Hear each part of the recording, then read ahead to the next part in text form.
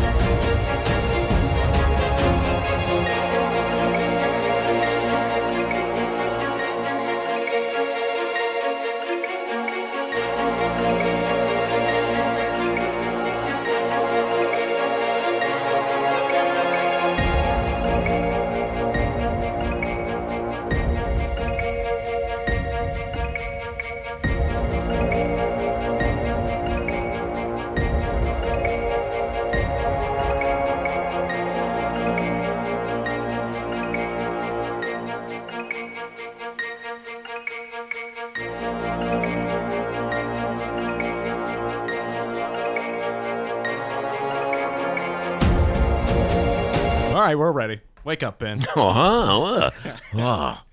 There. The Ben Joravsky Show for your Thursday, April 4th, is just moments away. But before we get started, we would like to thank the following unions for helping bring the Ben Joravsky Show back and making this all possible. First up, it's the International Association of Machinists and Aerospace Workers, Local 126 and District 8. Now, Ben, we have a guy from the next union coming on, so make sure you got this right. The International Brotherhood of Electrical Workers, Local 9. You got that right on your notes there? Hold on, let me get that right. I got it. Jeff Johnson will be there with us. Once again, it's the International Brotherhood of Electrical Workers, Local 9, and the International Union of Operating Engineers, Local 150. Big thank you to those unions for jumping on board and helping us bring the Ben Joravsky Show back. And, of course, today's Ben Joravsky Show for Thursday, April 4th, is brought to you by our good friends at the Chicago Federation of Labor. All right, with that said, your Ben Joravsky Show starts now.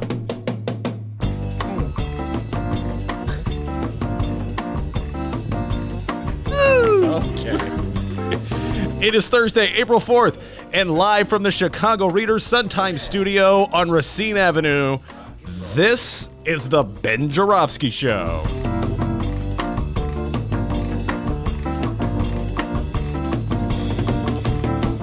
Today on the program, Ben's first Tuesday sidekick, co-host, and investigative reporter, Mick Dumke will join us.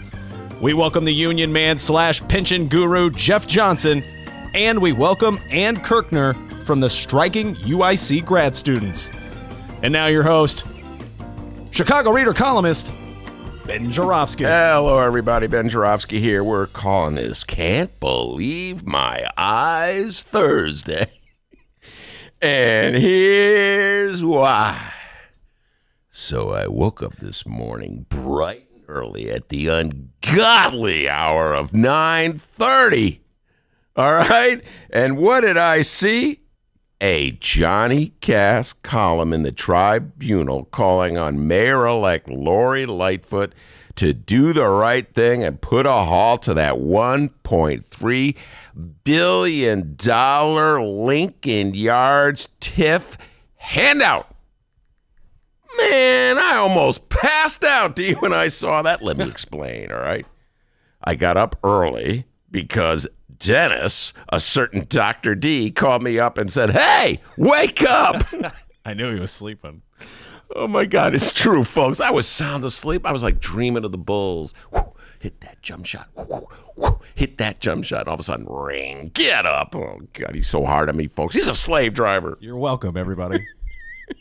I'm doing it for all of you listening. Anyway, the Tribunal is what I affectionately call the Chicago Tribune. I'm showing this to everybody. Yeah, please show those listeners that newspaper. See that, listeners? Sort of the right of center newspaper in the city of Chicago that even though I disagree with their politics, I still subscribe to. Yes, I am helping pay for the Chicago Tribune. You're welcome, Tribsters. You might return a favor and, subscribe to the Sun-Times or make a donation to the Reader. Just saying, you tightwads. Anyway. What up, Eric Zorn? Yo, Eric. I love Eric. Eric's my guy. I love Thanks for Eric. the download. Also love Casey Johnson. Can I just give a shout out to Casey, the Bulls, the beat writer for the Tribune? Love Casey Johnson. Anyway, focus, Ben, focus. So the Tribunal, back to the Tribune column. John Cass is a columnist for the Tribune. I talk about Johnny Cass every now and then. He is right, and I mean right wing. It sounds a lot like Johnny Cash, by the way, when you say Johnny Cass. Let me just say this. I've been down this road before with our listeners of the millennial persuasion, and they get easily confused. They go, "Ben, I don't understand. There's Johnny Cash. Who's this Johnny Cass?" Good point. I will now explain. Johnny Cass is the right-wing columnist for the Chicago Tribune who's so right, they keep him in a cage and they throw red meat at him. Lock him up. Johnny Cash is one of the greatest singers of all time, the great country singer, the man in black, who sang one of my favorite songs, A Boy Named Sue. You know that song? Yes, I do. Yes, I Kicking do. in the grab. I'll name him anything. Bill, Bob, Joe, anything but Sue. For 10 trivia points, who wrote A Boy Named Sue? Ice Cube. No.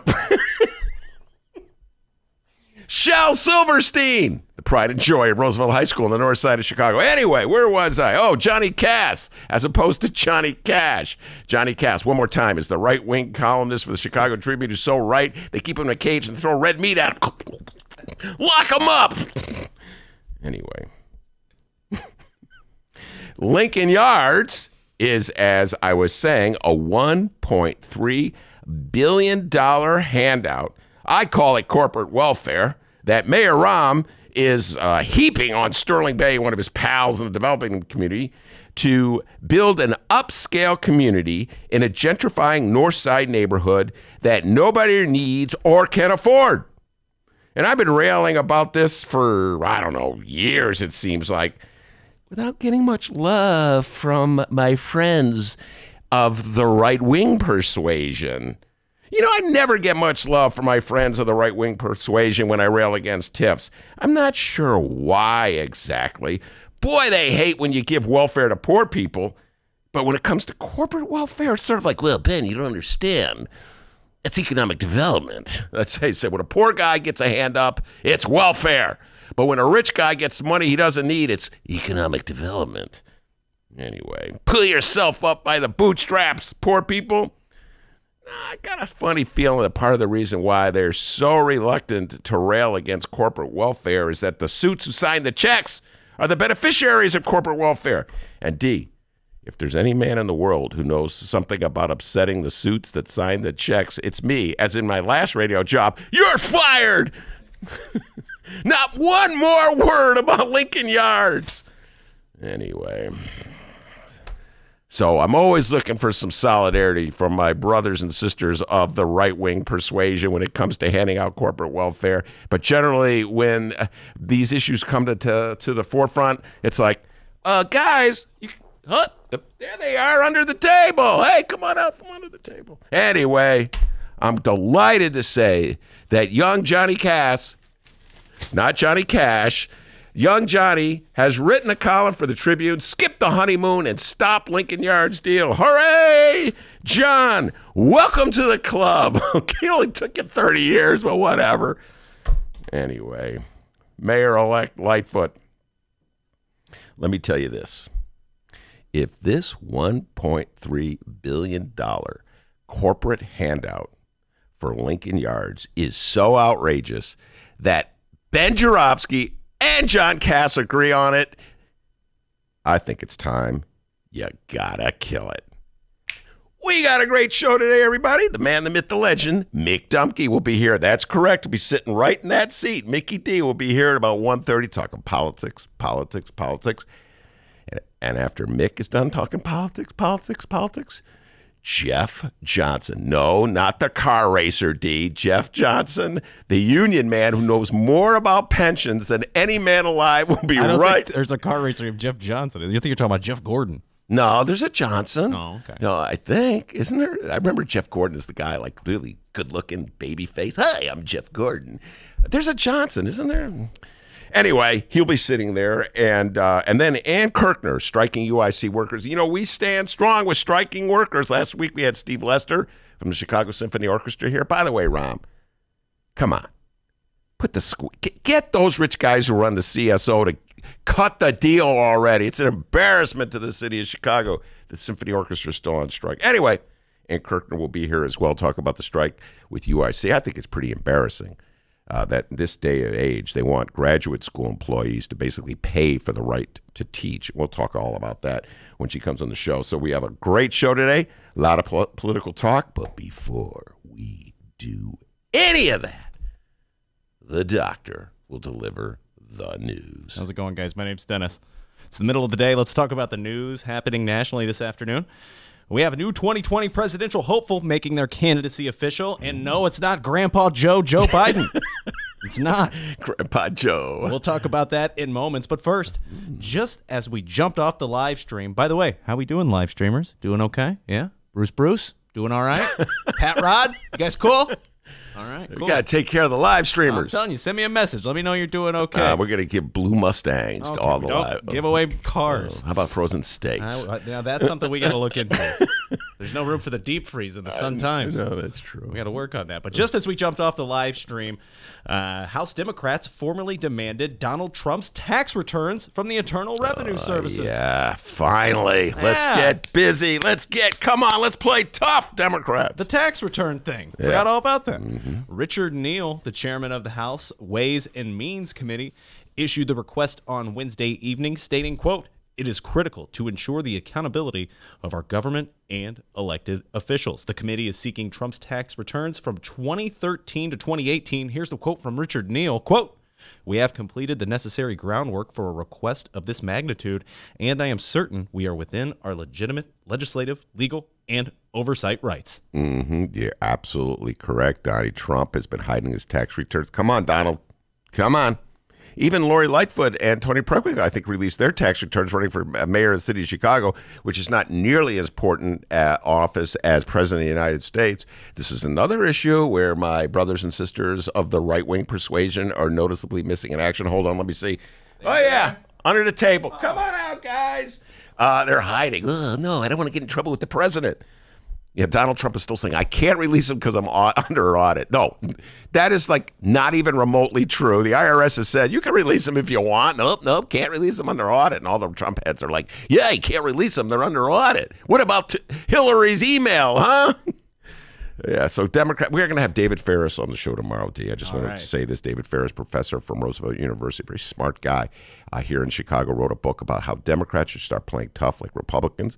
And I love talking politics with David. And I'm going to ask him about this. I'm sure he'll have some interesting things. He's been advocating this for a while, that the Democrats should start playing the game of politics the way the Republicans do. And then maybe one time when the Republicans are finally defeated, they can have like a rapprochement. Love it when you talk French. And everybody.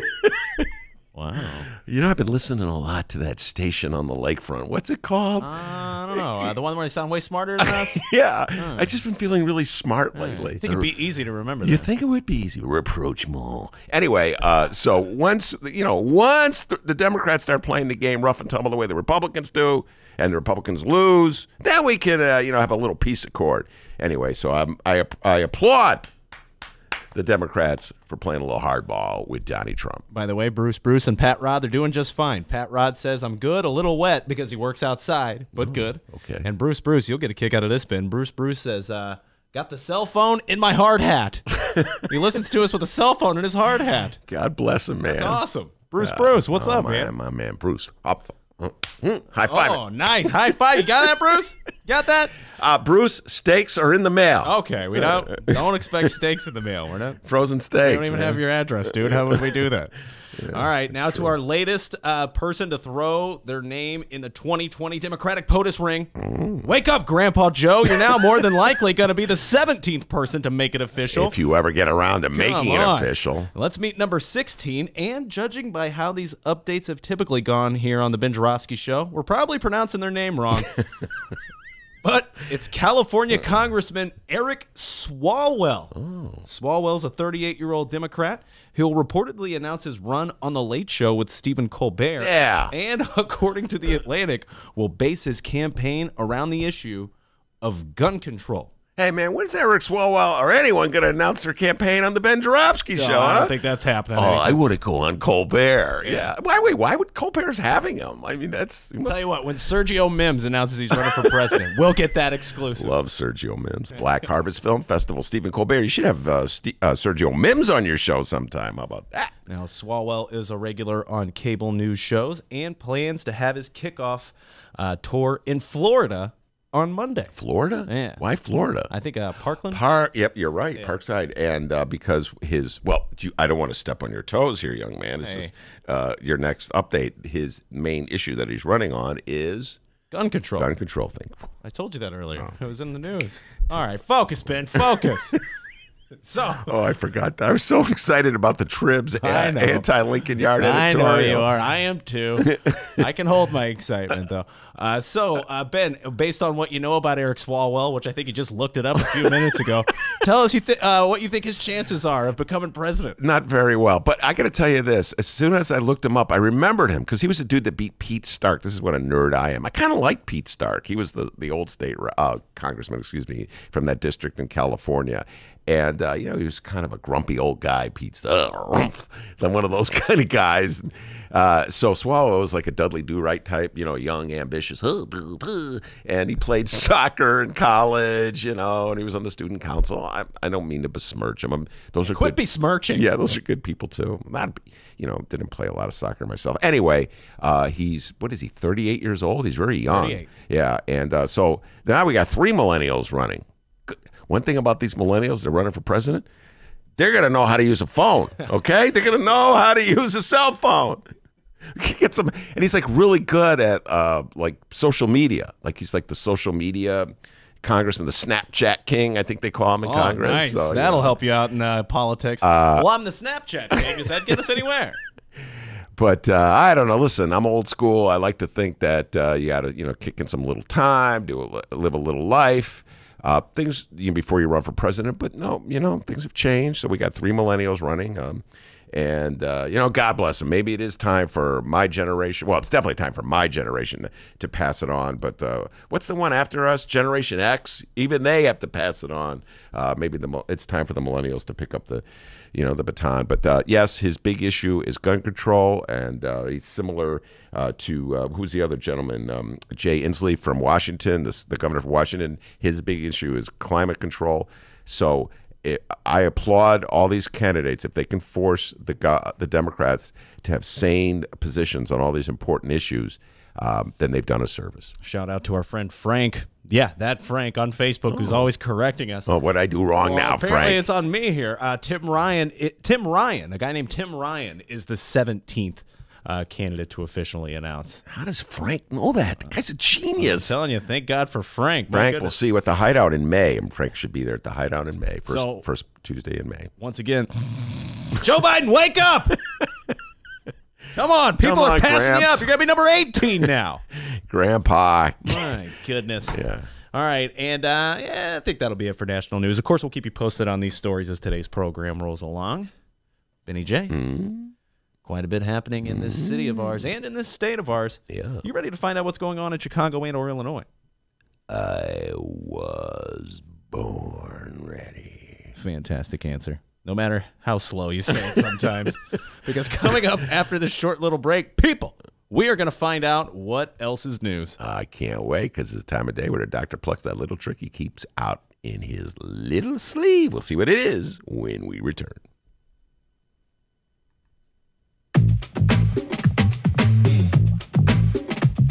The Ben Joravsky Show is brought to you by the Chicago Sun-Times. For the latest in Chicago and Illinois news, sports, weather, and the latest in national news from a real Chicago frame of mind and real Chicago writers, check out the Chicago Sun-Times.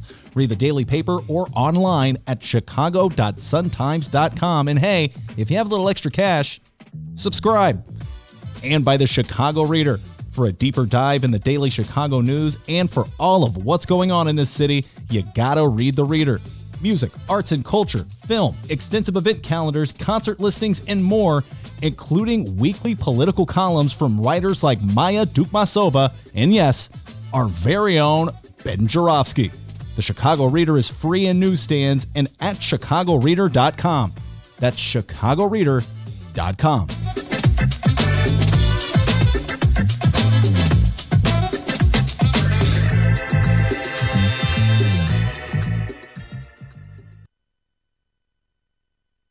Hey, welcome back to the Ben Joravsky Show, live from the Chicago Sun-Times. Yes, indeed, we are live from the Chicago Sun-Times, and I'm delighted to say our 1:30 guest is early. Oh, we love that. I love it when guests show up early. The great, the immortal, the legendary, the man, the myth, the legend, Mick Dumke, the pride and joy of Michigan, is in the studio right now. He's sitting there looking just so tanned and rested. He's ready to throw his hat in the ring and run for president of the Democratic primary. Make the announcement. Make it official right here. We need an exclusive. I'm about the only one who hasn't thrown my hat in, right? And you're the only one who, if you do run for president, would announce it on my show as opposed, I'm going on Stephen Colbert, you know. So, yeah, Mick Dumke's in here. He goes, well, I'll wait till 1:30. I go, get in here, Dumke, and go to work. So we'll get his comments on the news of the day as well. Absolutely. And hey, if you ever really do run for president, don't give the exclusive to Sneed. Sneed gets all of them. He's still Sneed had the exclusive on my engagement. Do you remember that? Yes, I do remember that. My now lovely wife, always lovely, now wife. Am I allowed to say that she's your wife? Yes, I think because she said Romana Hussein, I think she's already a regular. been outed. Yes. Yeah. Probably the most popular feature on the Ben Joravsky. I don't watch it. She'll oust me. She'll be here tomorrow at 1:30, the Romana Rundown, every Friday in the Ben Joravsky Show. Yes, indeed. I remember that. She used to be a leg woman for Sneed. So that's how we were elevated to the status of having our engagement a couple years ago announced. Well, that in Sneed's I remember column. when that happened because I got a phone call. This sort of ties into what I was saying earlier. I got a phone call from a mutual friend who had read in Sneed's column that Mick and Romana were engaged, and so he felt compelled to call me at like 5 in the morning. Of course, I'm not up. Oh, no. I'm not up until 10, and I'm like, dude. I called him at 9:30 this morning and he got pissed off. Yeah, it's true. I'd probably still be sleeping if he hadn't called me. Anyway, I do remember the Sneed, but what we were joking about was Sneed had the scoop on Pat Quinn running for Attorney General, and then Quinn came on our show. And I'm like, oh, he was on our show like Mick the day before he announced. You know what I'm saying? Right. He waited, let Sneed get it. That's Sneed. All right, what you got for me, young man? We're about to find out what's going on locally. It's time for What Else is News. And last week I mentioned how after the Chicago runoff elections, that at about this time we would be pivoting hard towards state news. But Ben Joravsky, Lori Lightfoot has hit the ground running here. It hasn't even been 2 full days since her victory, and she's all over the city preparing for a new gig on May 20th. And we got to keep tabs on our mayor-elect, okay? Yeah, she's busy. All right, and today's segment does feature a bit of Illinois news, so we're kind of doing it there. Oh, okay. But let's get into the Lightfoot updates here. Lori Lightfoot actually met with Mayor Rahm Emanuel. I bet that was fun. They met yesterday for a transition meeting. Now, if you recall, Lori and Rahm aren't really the best of friends. No. The following comes from the Chicago Sun-Times and Fran the Woolman Spielman. She helps remind us, boxed in by the politics of police reform, the mayor had no choice but to reappoint Lightfoot to a second term as police board president. But before doing that, he tried and failed to extract a promise from her that she wouldn't use the platform to run for mayor. Lightfoot also opposed Emanuel's decision to build a $95 million police academy in West Garfield Park, pressured the mayor to sign a consent decree outlining the terms of federal court oversight over the Chicago Police Department, and criticized the mayor for failing to deliver on his promise of civilian police review. Yeah, but all that seemed to be water under the bridge. Rahm's playing ball. Here's the quote from the mayor. And remember, when we read Mayor Rahm quotes here on the Ben Joravsky Show, he's smart, you're not. Okay, all right, here we go. that. Quote, everything that Lori wants and her team wants, there'll be no bottleneck. We're going to make sure that she can, on day one, hit the ground running and see her agenda that she ran all the way through. All right. Well, I would just like to point out, as I earlier, one of the points on her agenda, Rahm, that she ran on was to hold off the vote on the Lincoln Yards $1.3 billion handout. So if you really want to allow her to hit the ground running and pursuing her agenda, the agenda that she campaigned on, then I think what you should do, Mayor Rahm, is in a sign of good faith, is you should call on the Chicago City Council not to have that vote. You, Rahm, you, Mayor Rahm, as a sign of good faith that you really truly believe in allowing the mayor-elect to hit the ground running, you should call off that vote so that she could scrutinize that $1.3 billion deal and see if it really is in the best interests of the taxpayers of the city of Chicago. What about that, Mayor Rahm? Yeah. What do you think, Mick? Someday, Ben, someday we will learn how you really feel about Lincoln Yards. Hey, by the way, I talked about this earlier. You probably missed it because you were on your way. Johnny Cass of the Tribune came out from under the table, stop the Lincoln Yards deal. You know, the right wing is like, hold on. Mostly they're down here, Mick. Come on out now. Come on, Cass. That's been looking under the not only the proverbial table, but literally the table in front of him. Yes, for some. Come out, wherever you are. Here's Lightfoot on our meeting with the mayor, but thank God, not for much longer. It was a very cordial and productive conversation. I think the first of many, and I was very pleased.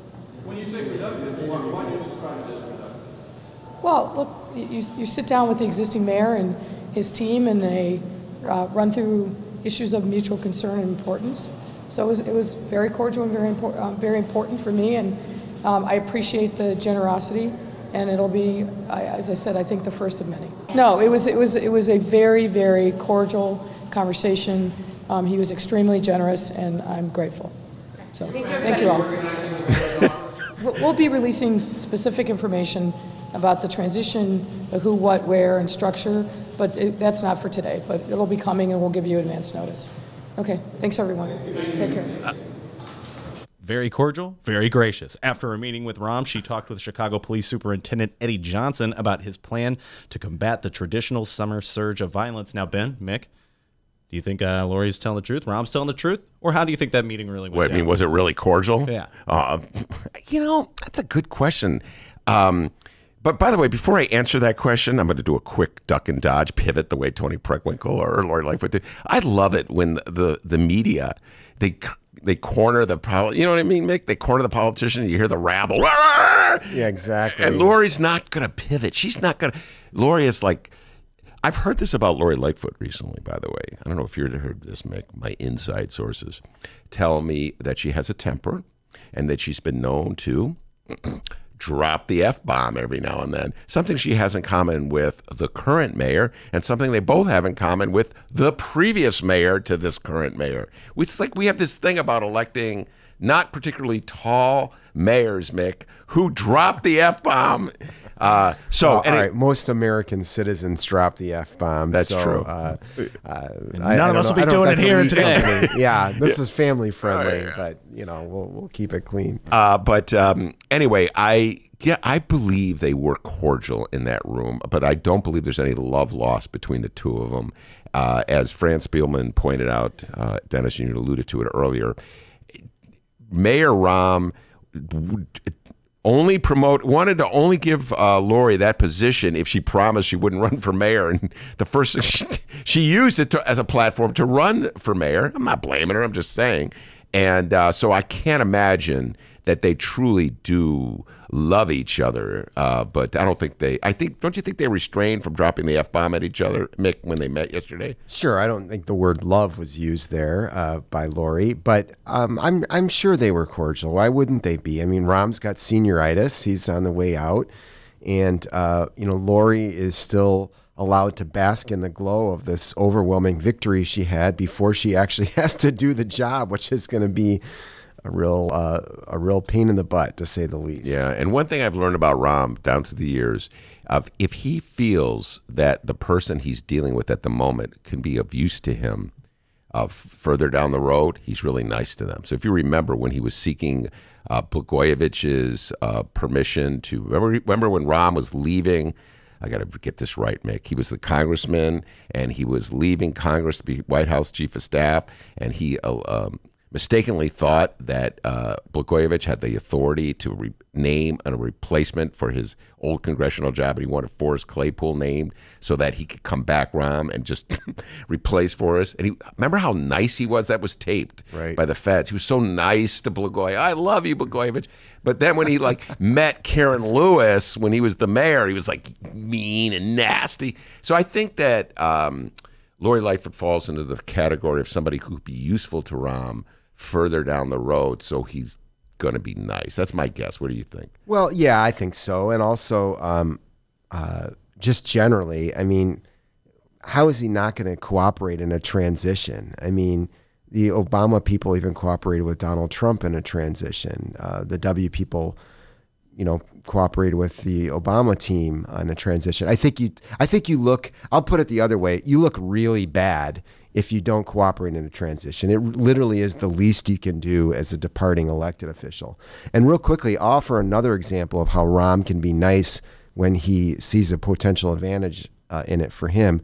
Didn't you do a ride-along with Rahm one time back in the day? Whoa. Yeah, I did. Ladies and gentlemen, once Rahm Emanuel allowed Ben Joravsky to ride in the same car with him. Get that. Yeah, man. It was in 2002. He was running for Congress in a district where the reader was widely read. It was a Northside district.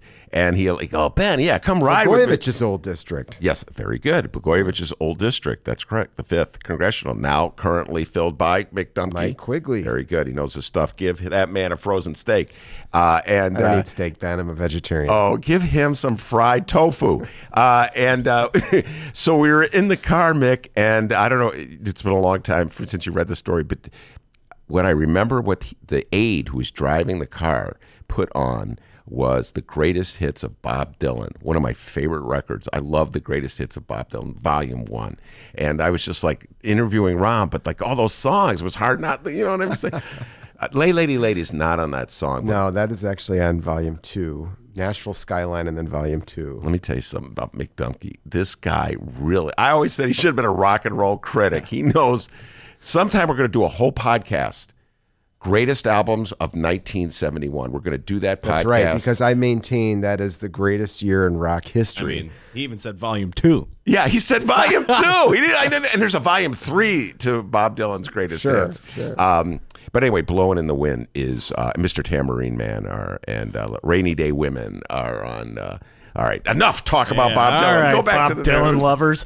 All right, looks like Lori is planning a trip to Springfield next week to meet with the big feller. I'm not a perfect person. That's right. Governor J.B. Pritzker. Lightfoot has a grocery list of Springfield priorities, including pushing for an elected school board for Chicago, a measure that's been stalled in the Illinois House since 2017. She also is in support of a graduated income tax and plans to work closely with the Pritzker administration to facilitate its passage and implementation. Lightfoot agreed with Pritzker on a Chicago casino and JB's plan to legalize recreational marijuana. Ben Joravsky, Mick Dumke, based on the relationships Mayor Rahm has had with our two former governors, Pat Quinn and Bruce Rauner, is there any advice that you guys can give to Lightfoot before she heads to Springfield? Don't be like Mayor Rahm. Okay. Just in general, just don't be like Mayor Rahm. Anywhere, the reason you're mayor now is because nobody likes the guy, all right? That's the only reason. So Lori Lightfoot, I know it's going to be really hard. You have all that power. Everybody's going to be genuflecting to it. The press are going to be running up to you. Mayor Lightfoot, Mayor Lightfoot. Just remember, when every day you wake up, you go, don't be like Mayor Rahm. Don't be like Mayor Rahm. And you'll be a great mayor in the city of Chicago. What's your advice to her, Mick? I think you nailed it. All right, and finally here, Mayor-elect Lightfoot got some aldermanic advice on Wednesday. Oh, God, Mick, we got to talk about this. I don't know if you saw this page. Unnamed alderman. Unnamed. That's the key part of the story. Unnamed. Try to guess who this unnamed alderman is. Let's listen. An unnamed alderman told Lori to tread softly with new, emboldened, and more progressive city council or risk derailing her ambitious legislative agenda. Let's see here. More advice from the unnamed alderman here. Let's see. They said to weigh in, but let the council choose its own committee chairman. Play the long game on ethics reform, says mystery alderman. Pick your battles, just like your parents need to do with their kids. Wait, time out. Is that part of the quote? Yeah, I forget that. Just like parents need to do with their kids. Choose a politically savvy city council liaison who knows how to get along with aldermen. Preferably my cousin needs a job right now. Wow. All right. Mick and I will, later on after the break, take a deep dive in the city council, the relationship of the city council traditionally to the mayor, what potential changes there could be. But I just, at this moment, have to say, Mick, I read that was, again, another Fran Spielman killed it in today's newspaper. She had like 3 great stories. Every day. She is amazing. But that was a Fran Spielman story, and I just was laughing. I literally laughed out loud, Mick, because, this bold talk from the unnamed alderman. Right. You know what I'm saying? Like, if you're so bold, name yourself. Go on the record. Among other things in that quote. Yeah, we'll unpack it. There's lots to unpack. There's lots to unpack in that one, but yes, the unnamed alderman. So there you are. Just like that, you're now in the know of what is going on in Chicago. A little bit of Illinois news there as well. And now you will have an answer the next time someone asks you, hey, what else is news? All right, let me tell you something. Okay, tell me. Something that Johnny Cass from the Tribune, who just discovered the TIFF program after 30 years. Awesome. Take your time, John. Take your time. Something that Johnny Cash, one of the greatest singers of all time, and something that Johnny Jones, a kid I went to high school with, they all agree. You did a great job. Give yourself a raise. Take it out of petty cash. We got Mick Dumke, ladies and gentlemen. We'll be right back.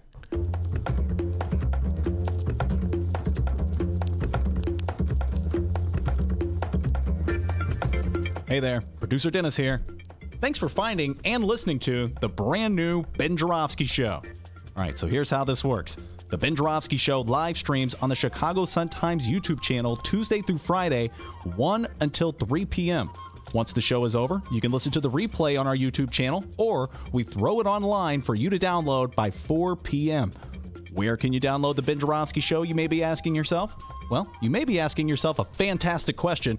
You can find previous Ben Joravsky shows and guest interviews through several outlets. The Chicago Sun-Times online, chicago.suntimes.com, the Chicago Reader online, chicagoreader.com, and wherever else you listen to your favorite podcasts. Apple Podcasts, Google Play, pick one. Just search for The Ben Joravsky Show. Jora, V as in victory, SKY. So, let's recap. Tuesday through Friday, 1 until 3 p.m. Live streamed on the Chicago Sun-Times YouTube channel and downloadable by 4 at chicago.suntimes.com, chicagoreader.com, and wherever else you listen to your favorite podcast. Yes, the Ben Joravsky Show is back. We're live and downloaded. Tell your friends and enjoy the rest of the show.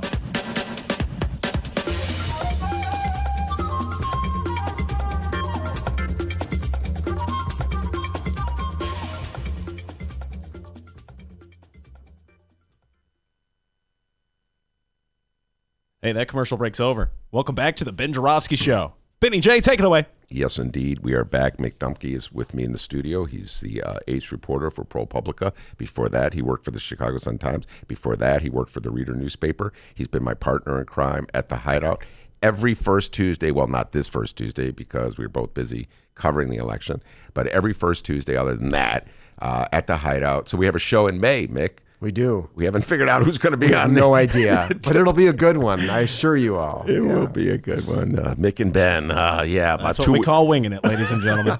And that's what we've been doing for 4 Now, Dennis, before the show starts, we will have a guest lined up. Oh, yeah. Unless, of course, we don't, in which case we'll just talk. We'll just do it. Anyway. Fine, I'll do it. Yeah. Dr. D, your thoughts. Yeah, so we'll be at the Hideout. God, what day? I don't even know what date. Hold on, I'll look at my. Do you know what date it is, Mick? The first Tuesday in May? No, I have not. Well, whatever. It's the first. Fantastic podcasting, guys. The 7th, May 7th. There you go. May 7th. 7 being the number of Mickey Mantle. Anyway, we'll be at the Hideout. So, Mick, talk about your election night. You were just telling off mic that you spent your night tweeting. Which is, I did, which is something I never thought I would say. But yeah, for the first round of balloting in February, and then this past Tuesday, it already seems like it was an eternity ago, Ben. 2 days ago, I basically did live in real-time analysis like you and Maya were talking. I was pretty much doing the same thing on Twitter, offering my comments, offering corny jokes, the occasional pictures of my sleeping cats,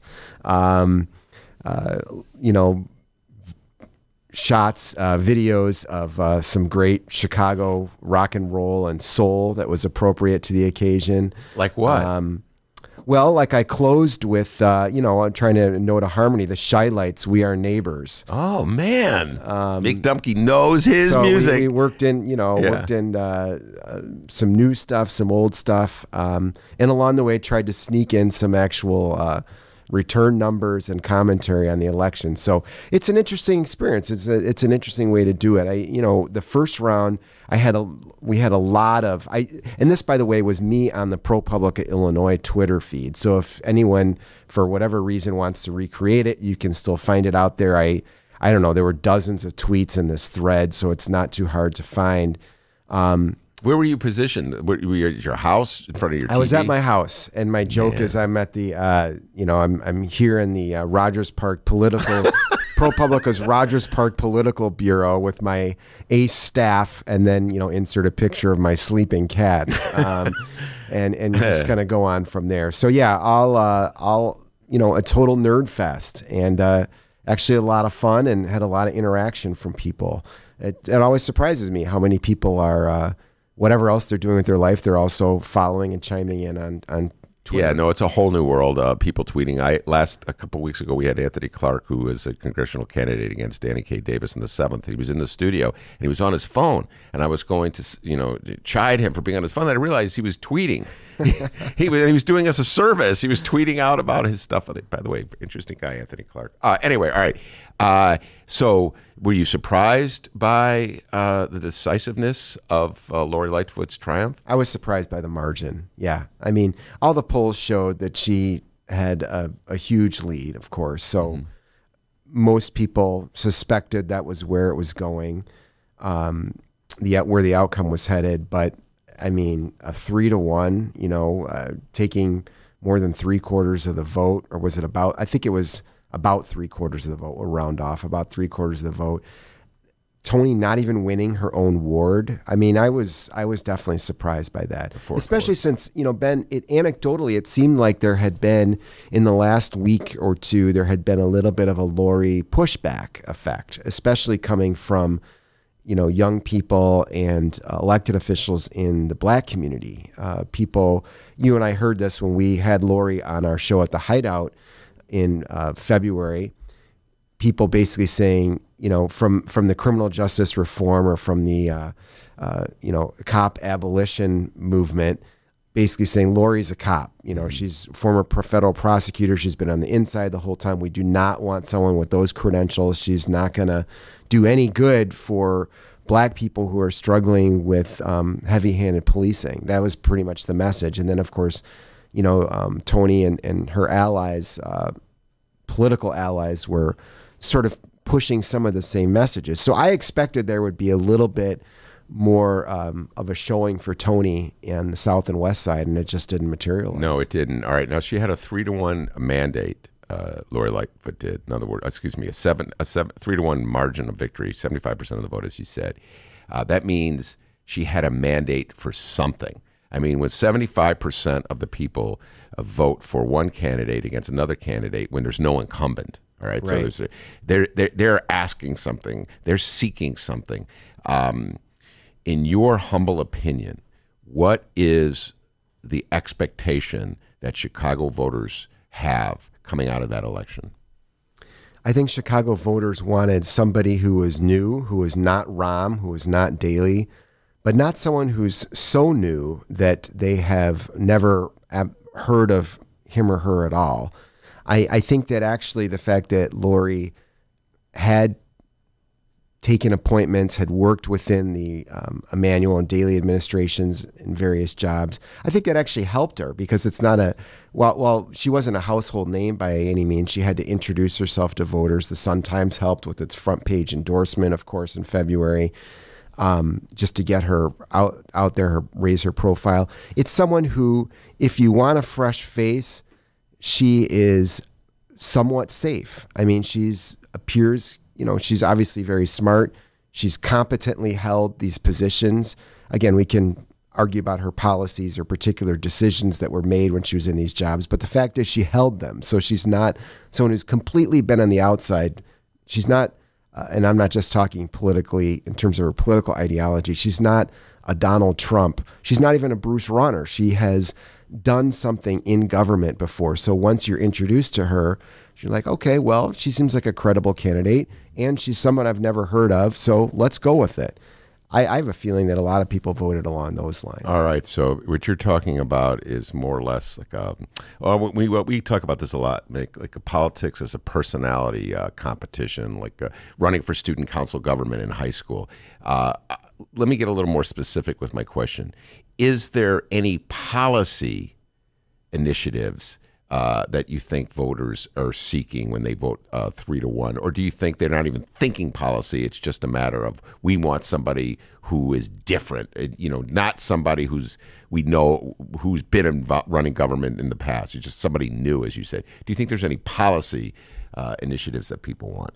Well, I think there are policy initiatives people want, but I don't think that's what was decisive. I don't think there was a 3-1 difference between Lori Lightfoot and Tony Preckwinkle on their policies. There are some differences, but they're not that vast. If it was just about the policies, it was just about affordable housing, investment in our neighborhoods, public safety, returning investments to neighborhood schools, elected school board, they both pledged to work on all those things. Mm-hmm. So I don't think fundamentally that was what it was. And you referred to personality. I actually think personality was mostly missing from this race. I don't think that until the very end, Tony ever tried to reintroduce herself to the electorate as, here's the person and here's the record I have. It's only at the end she started reminding people she had been a teacher and sort of her journey. And Lori did that a little bit to the end too. I grew up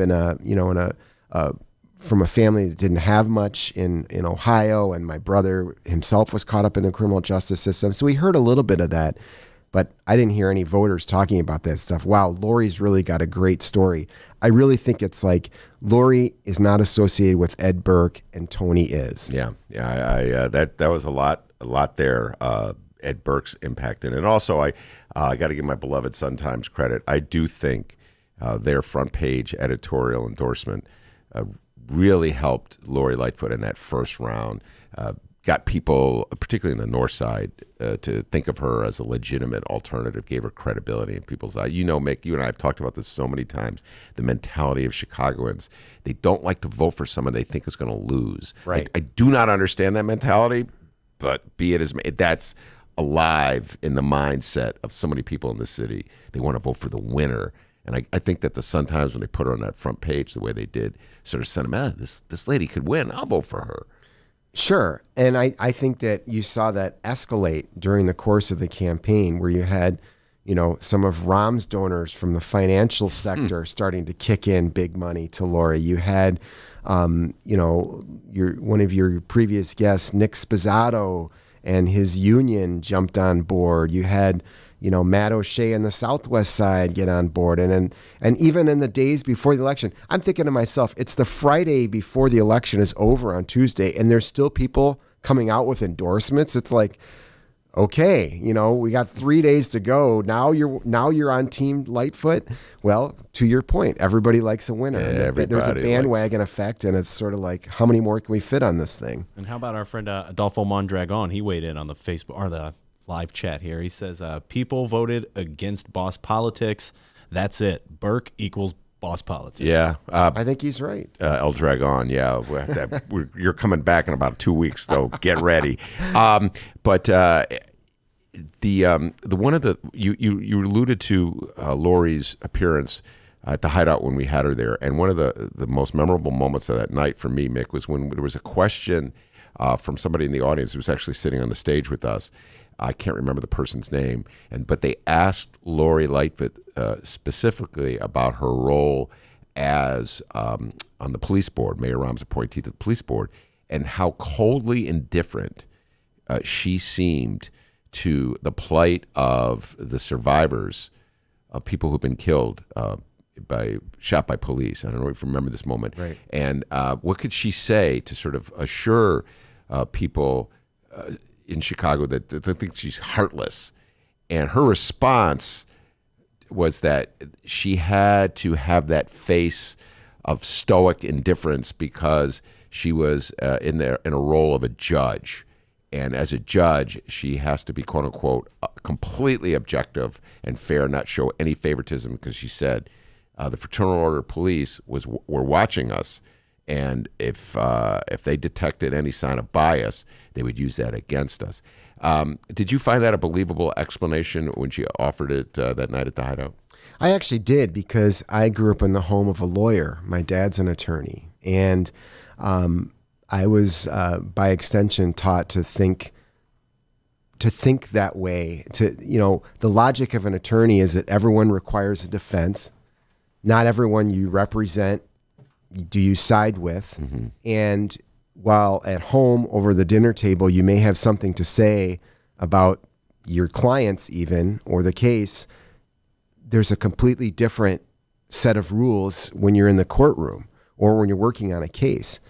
To put it another way, you and I have talked about this offline before, but a very noted criminal defense attorney from around here with whom I've spoken and talked to a number of occasions has said a good lawyer should be able to take either side of a case. Who said that again? It's Tom Durkin. Durkin. No need to keep him secret. This is a person who's known for defending everybody, officials who have been accused of stealing money, people accused of wanting to go join ISIS. I mean, a whole array. Drug people in the middle of drug cases. So some people that a lot of the public will look at as these are unsavory clients, and he is a defense attorney, so he obviously believes all of them deserve a defense. But I was surprised to hear him say a good attorney should be able to try the case from the other side too. I always try to think about the fact that each one of my cases, I should be in the prosecutor's shoes too. I should be able to do that job. So taking a step back, returning to Lightfoot, she is an attorney, and not only in her role as a police board, she was a former federal prosecutor in her private practice. While she was a prosecutor for the government, then she turned around her private practice and worked on some cases to try to get people out of prison. I mean, so again, this is the mentality. If you're a good lawyer, you use the law to make sure everyone has representation. And so I totally bought that was sort of her public, the public persona she had to have to try to give everyone the assurance that she was being fair. Yeah, and I found it a convincing argument, but I'm an old guy, and I know that many younger activists did not find it convincing, and you alluded to this earlier, Mick, when you said that up until the election day itself, well, there were commercials on TV that were trying to depict her as cold and indifferent and uncaring and too close to the police. It's interesting. I don't know if you saw this in today's Sun-Times.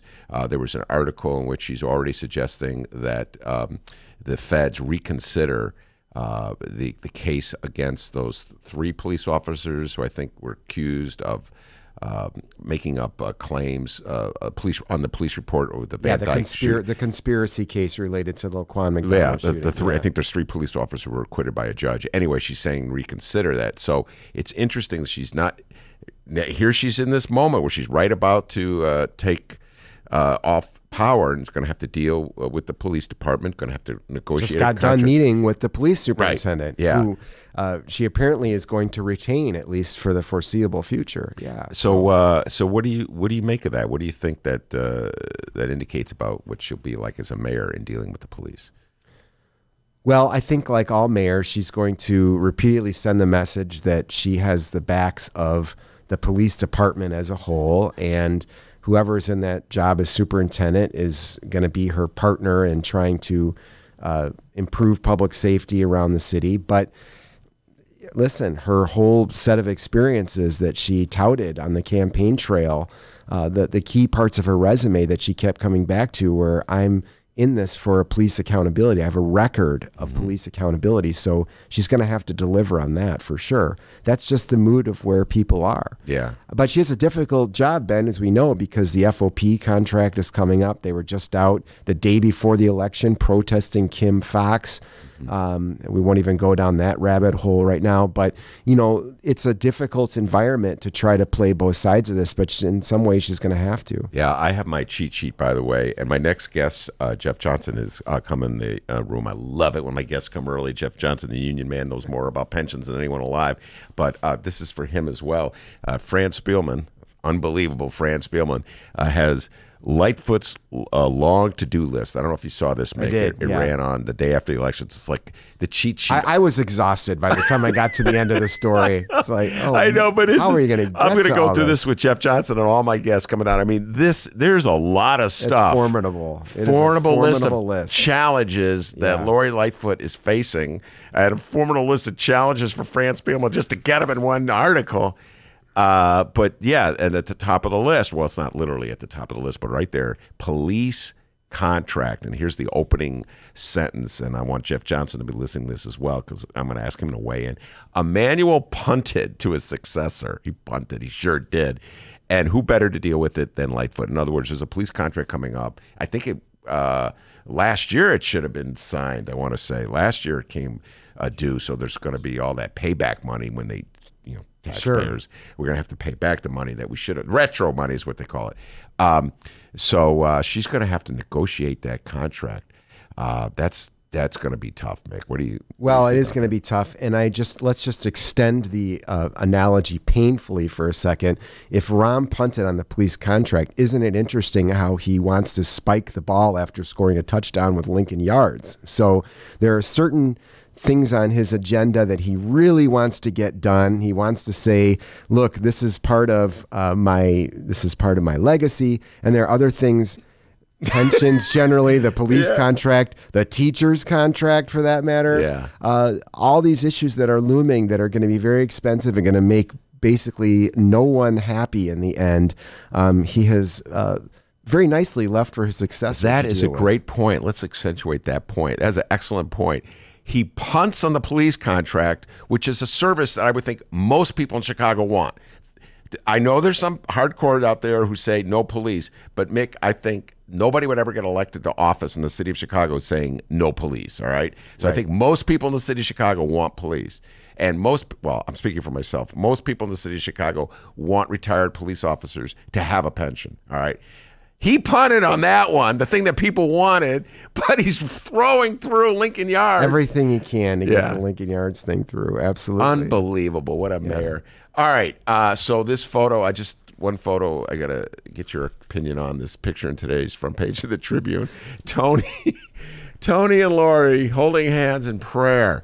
There was that old joke that, are they holding hands to keep from slugging each other? Or do you think they're really reached some kind of accord, Mick? Well, the most striking thing about this picture, I just have to say, is that, and everybody should see it, front page, above the fold shot on the Trib this morning, is everyone pictured in it is closing their eyes in apparent prayer, except for the person leading it, Jesse Jackson, whose eyes are wide open, looking around to see who else is looking at him. Right, I love that. I noticed that. That is just a classic shot. It is, yes. I wish. Let's show it to our listeners. Oh, we got to get that Facebook Live. See that, going. listeners? Yeah, Look at that thing. Yeah, so that was, I just got a kick of that and share that with you. It looks like they really love each other. And now, as soon as the election's over, they stop gouging each other's eyes out. All right, Mick, let's get to the city council question. I'm going to be raising this with Jeff Johnson as well. Fran Spielman's article today was hilarious.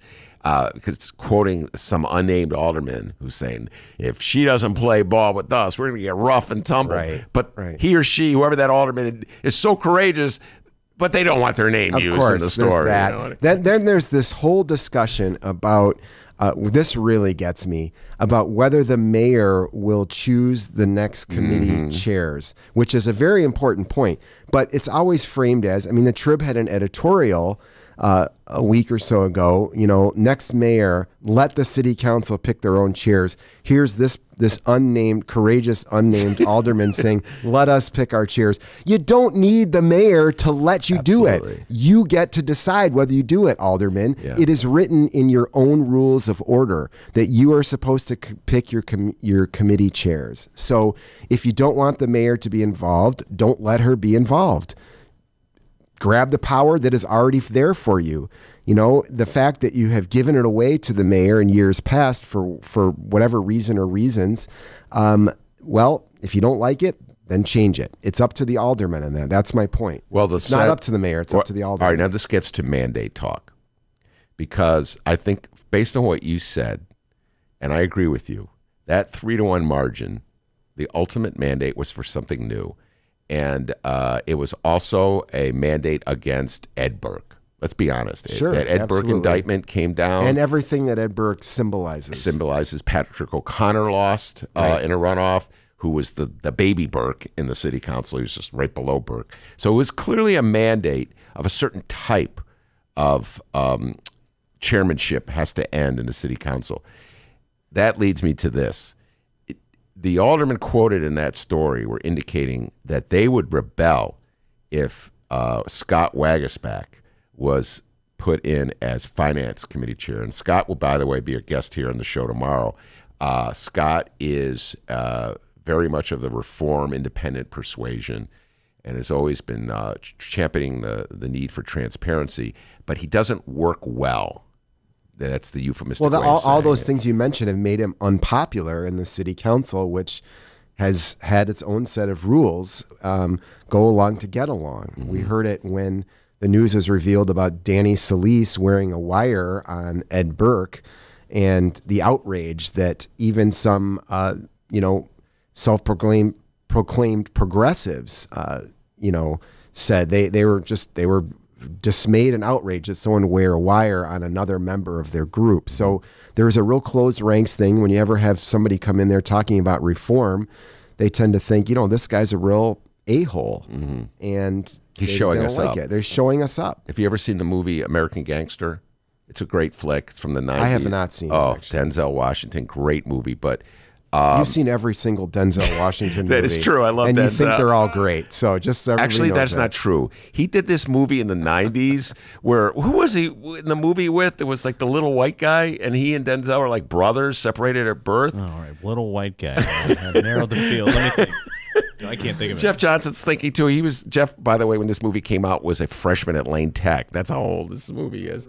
But anyway, I do love. But let me stay focused. All right. In American Gangster, there's a cop. Russell Crowe plays this cop who gets in trouble with the rest of the force in New York City because he turns in about $1 million of cash that he could have kept himself, that he discovered as evidence in a car. He looked into the trunk of a car from a drug dealer and found this money. He's so honest. He plays by the books. He turned it in. Everybody turns on him because they don't think they can trust him. It's like Serpico. Yeah, it's like Serpico. Yeah. And so in this case, I think the feeling embedded in this quotes in the Fran's story about Scott Wagasback, he's such a Dudley Do-Right.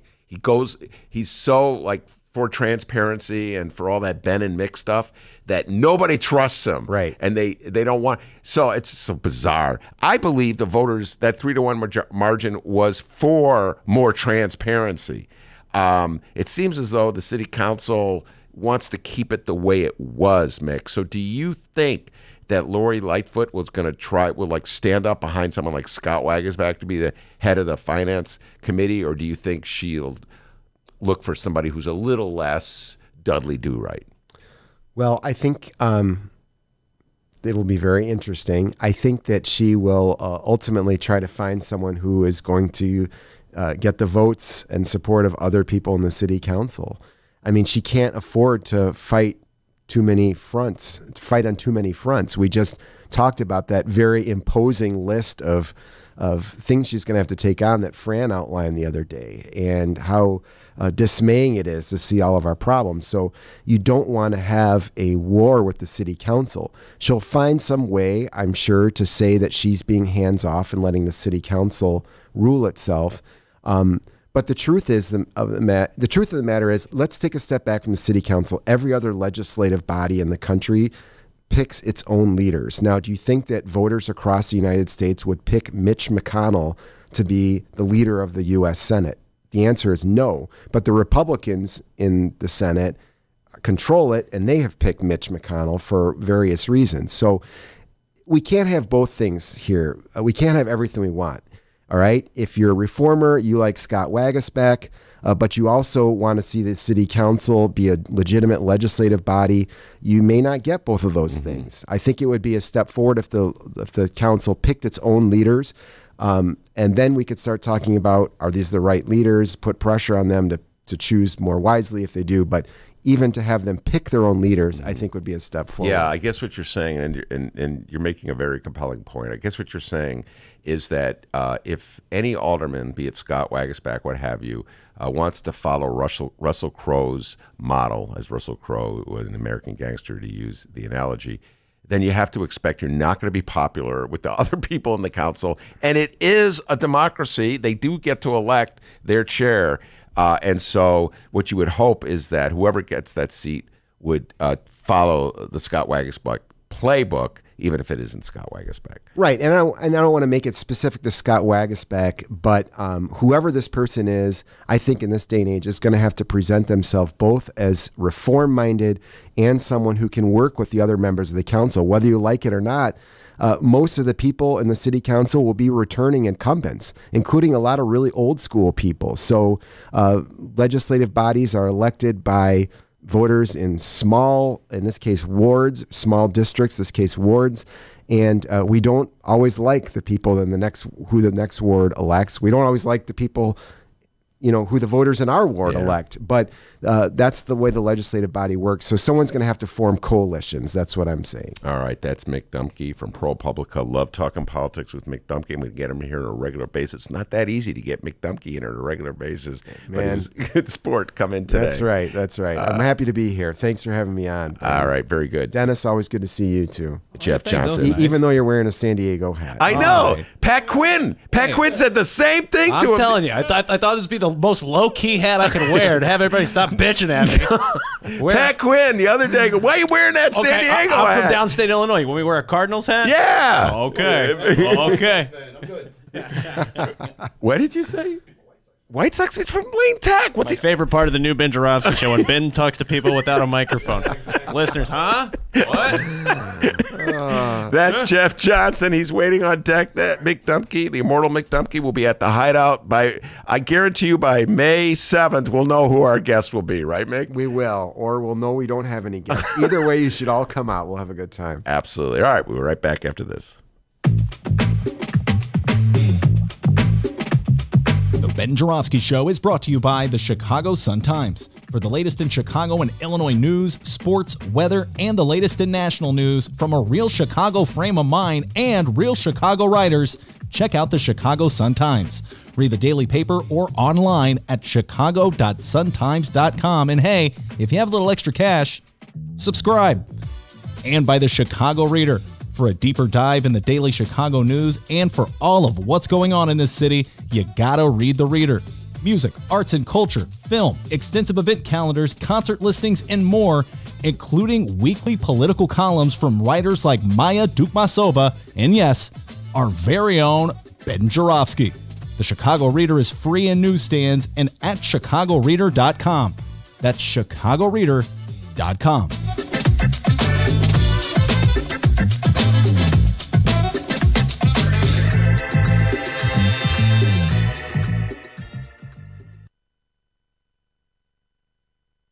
Hey, everybody. Producer Dennis here. Hour number 2 of your Ben Joravsky Show for Thursday, April 4th is moments away. But before we get into said hour number 2, we have to thank the following unions for making this show possible again. Bringing back the Ben Joravsky Show. First off, thank you to the International Association of Machinists and Aerospace Workers, not Aerosmith, Local 126 and District 8, the International Brotherhood of Electrical Workers, Local 9, and the International Union of Operating Engineers, Local 150. Thank you once again to those unions for jumping on board with us here. And of course, today's show is brought to you by our good friends at the Chicago Federation of Labor.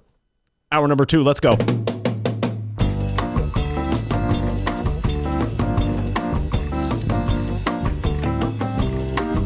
Yes, it is Thursday, April 4th, and live from the Chicago Reader's Suntime studio on Racine Avenue, this is the Ben Joravsky Show. In this hour of the program, it's the return of union man / pension guru Jeff Johnson, and we welcome Ann Kirkner from the striking UIC grad students. And now your host, Chicago Reader columnist, Ben Joravsky. Yes, indeed. We're moving in the hour 2 of the Ben Joravsky Show. Mick Dumke has left the building. But Jeff Johnson has come in his place. Jeff Johnson, union man with the Electrical Workers Union and pension guru of the city of Chicago, a political geek if there ever was one. We're ready to take more of a deep dive into the outcome from Tuesday's election. But before we do that, Dr. D, you got an update for me? Absolutely, I do. Right now on the Ben Joravsky Show Facebook and Twitter pages, we asked all of you a question. If you could use one word to describe last night's runoff elections with Lori Lightfoot walloping Tony Preckwinkle, winning all 50 wards. Wow. Good Lord. What would that word be? If you could use one word, what would it be? We have a few more of your one words to read, so let's do that real quick. One word to describe Tuesday's runoff elections. How about Neil? Neil posts cowabunga. Sure. Cowabunga. Sure. Why not? Yeah. How about Brett? Brett puts blowout. Yeah, blowout, man. Absolutely. Anna's one word, deflating. Wow. Wow, deflating. I mean, she must be a Tony Preckwinkle I was going to say, she's not the campaign staffer that was anonymous. Yeah, right. No. Shout out to Profiling Jerry. courage. Jerry's one word, cop. Cop? Lori Oh, Lightfoot. another one of those people who just thinks that Lori is a cop because she was a prosecutor. Okay. Brian's one word, simplistic. Brianna's one word, yikes. Al's one word, yawn. Oh, man. Guy, how can you say yawn, man? We just don't love Chicago politics. We're going to do Tony's one word. And no, not Tony Preckwinkle, just regular Tony. Tony's one word is daily-esque. Ooh, well, meaning that there was a big margin of victory like Richie Daley got in Yeah. 2003, I want to say, against Paul Jakes. Okay. And finally, Alex's one word, burn, referring to former Mayor Jane Byrne. Jane Byrne, B-Y-R-N-E. I was around when she, this is before Jeff Johnson's time or your time, when she defeated Michael Belan. I got to tell you, Jeff, I don't know if I was ever more excited, even as much as I loved Harold Washington, when Jane Byrne beat Michael Belanek in 1979. It was jubilation because this is way before your time. Talk to your parents about Well, this. okay. You were excited. How did that pan out for you did 4 it years later? Okay. All right. I just want to say why I was excited, because the city was so dysfunctional. Belanek and the city's response to that massive snow, it was like this indifference. We couldn't get our cars out, you know what I mean? And there was just this indifference. The trains weren't working that well. And the fact that the people stood up and said, you know what, we're going to vote our basic self-interest. That's what excited me, and she defeated Belanek. And shout out to Johnny Joe. Johnny Joe on the live stream says deflating could be a reference to the voter turnout. Yeah. Possibly. Terrible Possibly. turnout, Jeff. But hey, send us your one word. Honestly, I think we're done reading them on the show, but it'd be great to hear your input at Benny J Show on both Facebook and Twitter. Ben, spell that last name for him. Jorav as in victory, S-K-Y. There you go. And at Benny J Show, B-E-N-N-Y, the letter J, Show. By the way, if you're listening to this and you've yet to like the Facebook page and you know who you are, I'm talking to you. Today's the day, or if you're listening on the download, tonight is the night. Go over and like the Ben Joravsky Show on Facebook. We are very close to reaching 1,000 likes. I think we're at 986. So when we reach 1,000 likes, we will have a caption contest, like we said here. Yeah. Not sure what the caption contest will be. Please, feel free to send us a suggestion. Send us a picture. We will have our next caption contest when we reach 1,000. So head over to the page, like the page, And yeah, the contest will happen when we hit 1,000. All right, thank you very much, Dennis. Jeff Johnson, my guest, as I was saying. And Jeff, man, I didn't see it. I mean, I expected Lori would win. Did not see 75% coming. Did you see this mandate? This margin, I should say. No. Once we started seeing the low voter turnout, it started worrying me. I was ballparking at 54%, and then the story would have been that how Tony came back, and anything less than 60, I think probably would have been considered not a loss per se, but and then when it came in at 70+%. Yeesh. That's his one word. That's actually not a bad word. All right, so I'll ask you the question I asked Mick. I don't know if you were here when I asked him this. When somebody rolls up 75%, that's indication that voters want something in particular. In your estimation, what were voters seeking with that 75% margin of victory? I think it's change, for lack of a better word. They consider Tony the old school, the machine, and everything. And what's interesting is 2 years ago, 3 years ago, if you would ask somebody what this election was going to be about, it was going to be about pensions and crime. And then fast forward now, it was about change and corruption. And, finances weren't even talked about. It was like, we'll get to that later. We'll deal with that after the election. Yeah. And it's just, it's crazy how, in a couple years, and then maybe it's just the candidate with Lori and Tony, it was highlighted so much.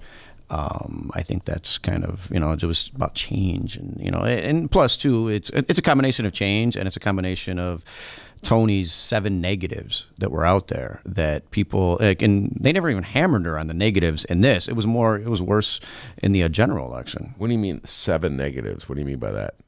Well, I mean, it was the things that were like haunted her, the sugar tax, the all the patronage issues and everything. There were about 6 or 7 of them that if you wanted to run a negative campaign, you could have gone after 7 different issues, and they hung out there.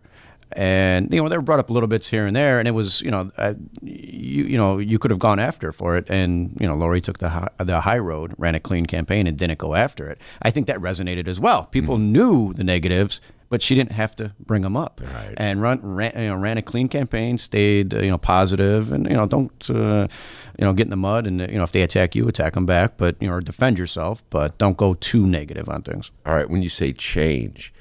Do you think there's any specific policy changes that people want, or do you think it's just change in terms of a fresh face?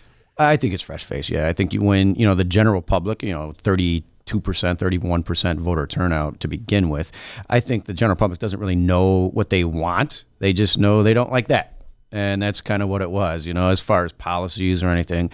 Like you were talking about with the police contract and everything earlier. I think, yeah, that's bad. We need to change it. Well, if you ask your average person, what do you want to change? Change, they don't know, so it's interesting to see how that plays out. But yeah, they want change, they don't know how though. Yeah, I haven't seen the exact numbers on the turnout. You said 32%. I'll go with that number for the moment. What do you attribute that to, Jeff? I'm a political geek. I can't imagine not voting. Actually, obviously, 68% of the city, if your number is right, disagree with that. Yeah. So what do you attribute that to? I attribute it to a couple factors, especially where we're at in the lovely Sun-Times building. Shout out to Chicago Sun-Times. I think I live in this area, and I live in a transplant neighborhood. I have not met anybody in the West Loop that's from Chicago. Like I say, I'm born and raised in Chicago. They look at me like I'm weird. We are a transplant city. We're a Big Ten city. If you went to school in Michigan, Indiana, Wisconsin, et cetera, you come here when you graduate for a job, and then they stay here. And then there's this normal transgression of, you get an apartment in Lakeview or Wrigleyville with 2 of your friends. And then, once you get a significant boyfriend or girlfriend, then you get your own apartment in River North or West Loop. And then you have 1 or 2 kids and you're in a 2-bedroom. And once you have the second kid, you need to bounce out to the suburbs. And so we have a very high transplant area in the city of Chicago, along with a lot of it is just jaded, a lot of just your people that have been around from the city for the last 30, 40 years are turned off at how things are. Why vote? What's it matter? And it's a lot of the connotations of like how Chicago politics run the machine. My vote's not going to matter. How many times I heard that prior to the election? My vote's not going to matter. Things like that. It turns people off. And how do you fix that? I don't know. It's I always say that the average kind of citizen gets their news walking past a newspaper stand, and they catch the headlines, and they're so turned off, and they live in their bubble. They live in their own bubble with things, and if it doesn't affect them and what their interests are, they don't care. By the way, my vote is not going to matter. Boy, is that not true. If you take a look at some of these aldermanic races. What's it, 64 votes is the difference between Kappelman. And a lot in the 46th ward. 29 votes is the difference with Deb and Rosanna. Who is up in that one? That you're talking about. We're going to get Deb Mell was down 29 last time I checked. Yeah. So votes do matter, folks. They really do matter. And plus, it's your own, your personal stake. I mean, I know people who did not vote at all in the mayor's race because they didn't like either candidate. They voted for treasurer or alderman and they run up, but they didn't like either candidate, Jeff, so they didn't vote. It's their personal statement, if you will. It's something that matters to them. You know what I'm saying? Yep. And all right, so when you're constructing a campaign and you take into consideration what you just said, and I think there's a lot of truth to what you said about how much this is a transplant city, a Big Ten city. On Saturday, you go to some of the bars. It's like the Iowa bar, the Ohio State bar. West End Bar and Grill right down the street is a Michigan bar on Saturday. And I walk by, huh? Yeah, I know. It's not an Illinois bar. Yeah. It's not a Northwestern bar. All right, so what does it say that if 32% of the population of the electorate is the one that determines who our next mayor is, who our next most important position is? What does it say about who is deciding? Like, can you give me a snapshot of what that 32% are? Are they more educated? Are they older? That kind of thing. What does it say about the people who actually make that decision? I will say that it's a large chunk city workers, because the mayor is our boss, and my real job is I'm a fire department dispatcher as well. If the mayor is our boss, I tell members all the time, that your vote matters because this is your boss. It dictates contracts, dictates working conditions, and everything. So you get a large chunk of up in 41, up in 19, or down in 19. 19 has the best voter turnout there is, and I love Matt O'Shea, but our members are engaged and all this other stuff. No, they're city workers. That's why they're engaged. No, let me just say this one point. Matt O'Shea is the alderman of the 19th ward, and everybody loves Matt O'Shea. But come on. They gave him, I don't know which article was in the Sun-Times today. It was like the highest. Matt O'Shea got out the 84%. I'm like, come on, man. Yeah. Matt O'Shea did not. It's not like the city workers in the 19th ward. What did Matt say? Exactly. I know. But it's the city workers that, pensions matter. The mayor is their boss. Their contract negotiations. Working conditions and everything, their taxes. And plus, we have residency requirements where we have to live in the city. So it's something that, it's something that it matters to them because they have to vote. They have to live in the city and they have to vote. And by the way, my next guest is here early as well. I love it when guests come early. We're going to bring her on. Ann Kirkner, striking UIC grad student. I'm talking with Jeff Johnson at the moment. We're going through the election results and what it means. All right, city workers, that gets to the big question. City workers vote their interests. Yes. Vote your paycheck, vote your pension. And pension. When we talked about Fran Spielman's great cheat sheet about what the new mayor is going to face, it's all out there, and police contract is there. We talked about that. But also on the list, where is it? I don't have it right in front of me, but also on the list is pensions and budgets. Yeah. I'll read to you. I know you probably fetter this one. Anyway, Lightfoot must find $276 million. I'm going to be honest, folks. First question, ever pension story. Jeff Johnson, what's that number again? Lightfoot must find $276 million now and $1.2 billion by 2023 to bankroll the 4 pension funds for the city employees. On top of that, the city's corporate fund has shortfalls of $215.7 million next year and $362.2 million in 2021, and that doesn't include the cost of new contracts and back pay. That's that retro I was talking about for police officers and firefighters. So, Jeff Johnson, where are we going to find that money? There's no magic bullet, right? You're not going to. Residents have had their property taxes raised for the last 6 years, and I probably told you the story. But my father, born in Kentucky, moved to Chicago, been living here for 50 years, said, my taxes never went up like this under Daley went with Rahm. My taxes. I'm like, well, do you see that might have been a problem? They were kept artificially low for 22 years, and that's my father. I'm like, well, they go towards taxes. They go towards the pension, and so Rahm gets in, and Rahm says, like, hey, there's some stuff on your desk you might want to take, or Daley says to Rahm, there might be some bills on your desk you might want to look at, and then all of a sudden starts looking at him, going, oh my God. So he did what he had to do. He raised revenue, and so we're in this issue now. And the funny thing, not the funny thing, but there's a big mantra with city workers: cut waste. And there's a big image that we can cut our way out of this problem. And that's not true. We're not going to be able to cut our way out of this problem. You have to be able to say that you cut, or you tried to cut, or you reformed, right? Because you can turn around to the taxpayer, listen, I tried to cut waste. And then you're going to bang them with the revenue increases.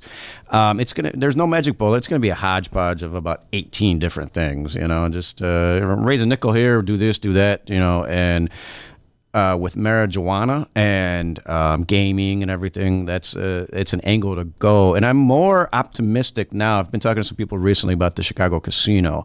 Before, I always kind of figured that it was a statewide campaign to kind of whack it. But, these casinos down in Shawnee National Forest over there in the East St. Louis and stuff, I think that they're not against it so much. It's the surrounding ones, like Rivers is going to be the one who takes the biggest hit. And I think that there's a way to overcome that, though. Well, it's funny. I don't know if you were saying that it's city workers that tell you cut waste. Whenever a city worker tells me, and I get calls all the time for city workers who want me to write stories about the waste in this department or that department. And Ben, you got to write this, you got to write that, but don't use my name. Okay, well, okay, all right, there you go. My source. My source. They're never the waste.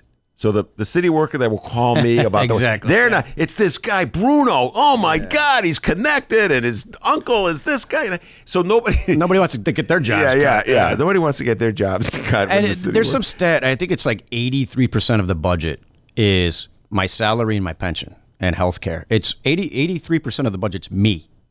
And when you tell city workers that, like, okay, cut. They're going to cut you. And but the funny thing about that is one of my some of my people that work at OEMC and work at different city jobs, they are the best resource to have when it comes time to, you want to reform government? Talk to the gentleman that's been working 35 years there. He knows where you can change things. You can cut like that. That's a waste of money. We don't need to do it. You're doing it wrong or whatever. And it's the members that do the job for 35 years are the best resources. I agree with that point, and I also agree, and I say this all the time, and I'll just keep saying it until I just fade away into non-entity existence, Jeff Johnson. A person on the payroll is a direct investment in the city of Chicago. Oh, exactly. They live in the city of Chicago. They're mandated to live in the city of Chicago. When I go on my crusades against the Lincoln Yard TIF, that money is not going to be directly infused into the city of Chicago necessarily, because not everybody who's getting that money, I don't even know who the investors are who are getting the money. They may not live in the city of Chicago. But if you hire some guy at the 911 center, he or she live in the city of Chicago. So that's a direct investment in the city of Chicago. Your taxpayers, your tax dollars are going right in the city. 87 cents of every dollar paid to a city worker stays in the city. We shop, we spend money, we go out to the restaurants, and 87 cents, and it churns in the city through taxes and everything. All right, so Mayor-elect Lightfoot, if you're listening, I know you are, can the Lincoln Yards deal hire a few more city workers for crying out loud? Hey, real quick, Tier 3 members for pensions, they pay 93% of their entire pension over their career. Explain what that means. So they Tier 3 members pay started after 2017 or wait, we got to have to start with the tier. There's a Tier 1, there's a Tier 1, 2, Tier 2, Tier 3. So Tier 3 members hired basically today, they're paying 11.5% of their paycheck into the pension, and they are working until they're 65. And it's called normal cost. How much would this benefit be worth over your life? Over what they run these numbers, and of the benefit we're going to pay out. They pay 93% of their entire pension. So what's the other 7% from the city? Yeah, investments, city contributions. You get away from get back to hiring city workers. 93%. 93, and that's okay. So one more time. Folks, Tier 1 are the people hired prior to 2011. Right. And so the state constitution protects their interests. And that's money out the door now that Yeah, this is the problem now, the tier ones. Yeah, but I wouldn't call them it's not a problem. Okay. No, I say that. I have to I'll get in Jeff trouble. Johnson. Yeah, I'll get in trouble for pensions. But it's the financial issue now. It's the issue. It's the challenge. It's $1 billion out the door a year. And when you were alluding to the fact that Mayor Daley was not contributing to it, that's the problem. Okay, so you make an obligation with somebody, you make a contractual obligation to somebody. It's a deal. Contract. All right. Okay. So, but people they called it pension reform, and I got that in quotes. So new employees pay a greater portion of their contribution to their pensions. And they work longer, and they have their pensions are capped. Yeah, and but the theory is that you took the job knowing this, so legally it's protected. Now, one thing I have to say I do like this is the fact that in this last election, there was only one candidate who openly said he was going to blow up the pension system. His name was Bill Daley.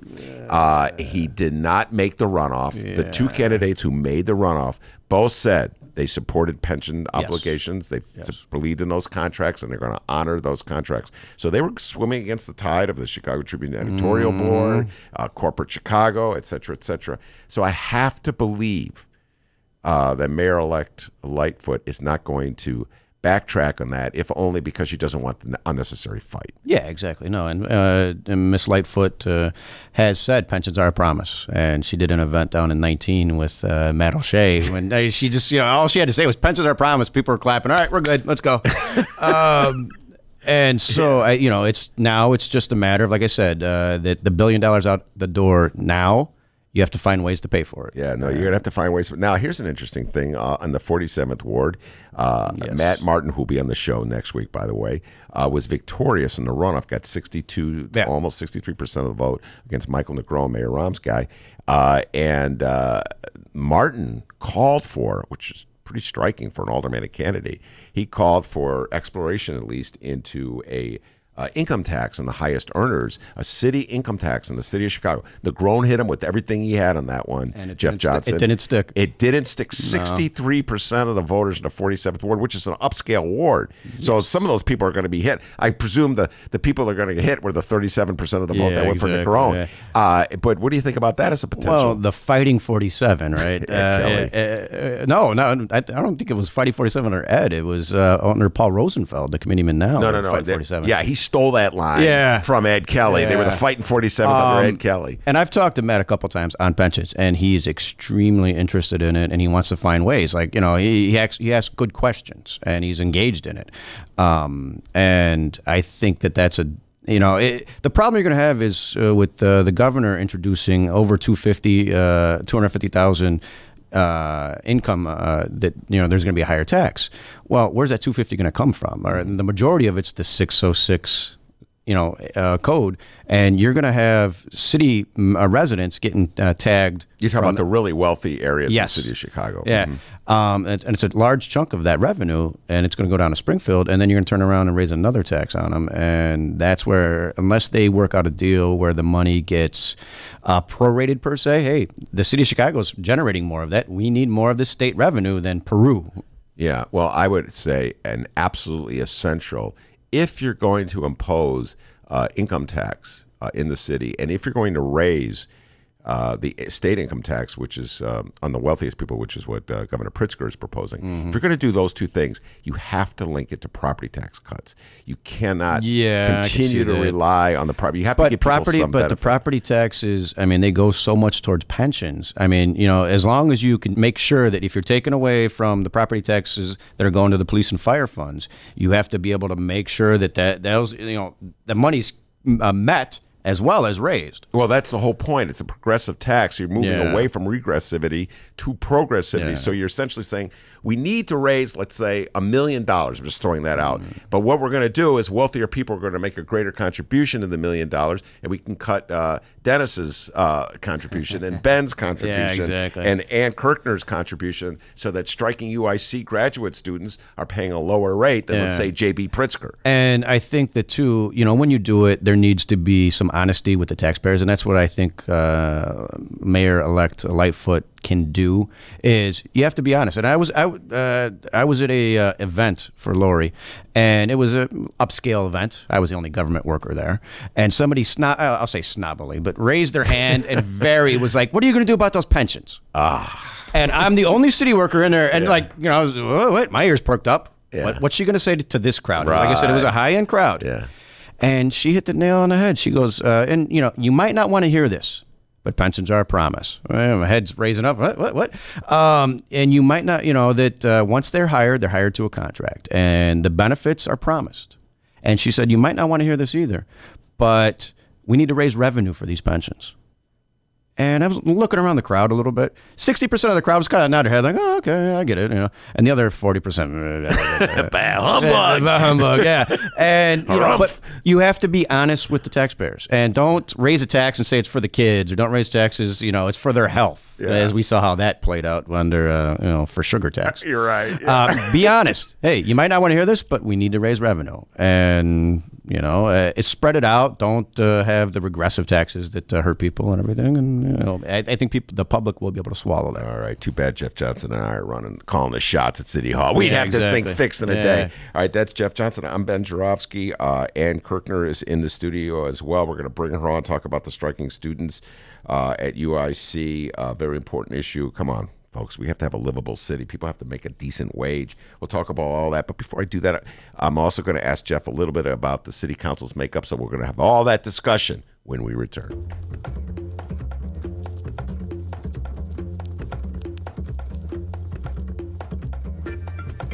Hey there, producer Dennis here. Thanks for finding and listening to the brand new Ben Joravsky Show. All right, so here's how this works. The Ben Joravsky Show live streams on the Chicago Sun-Times YouTube channel Tuesday through Friday, 1 until 3 p.m.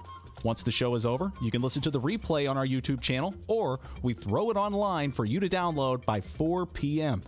Where can you download the Ben Joravsky Show, you may be asking yourself? Well, you may be asking yourself a fantastic question. You can find previous Ben Joravsky shows and guest interviews through several outlets. The Chicago Sun-Times online, chicago.suntimes.com, the Chicago Reader online, chicagoreader.com, and wherever else you listen to your favorite podcasts. Apple Podcasts, Google Play, pick one. Just search for The Ben Joravsky Show. J-O-R-A, V as in victory, S-K-Y. So, let's recap. Tuesday through Friday, 1 until 3 p.m.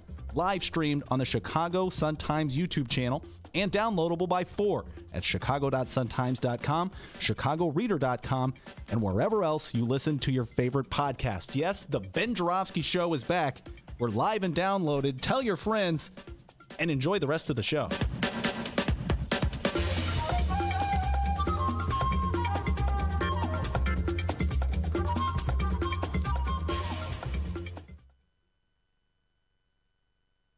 Did you know that 40% of the people in Illinois opt to be cremated? Well, it's true. And Chicagoland Cremation Options honors their wishes by providing cremation services directly to the general public. Chicagoland Cremation Options provides an affordable, ethical, and easy cremation arrangement, whether in person or online. Save thousands and streamline the process by going directly to Chicagoland Cremation Options. It's a family-owned business operated by my good friend, Douglas Klein. Here's how you reach them. ChicagolandCremationOptions.com. One more time, ChicagolandCremationOptions.com.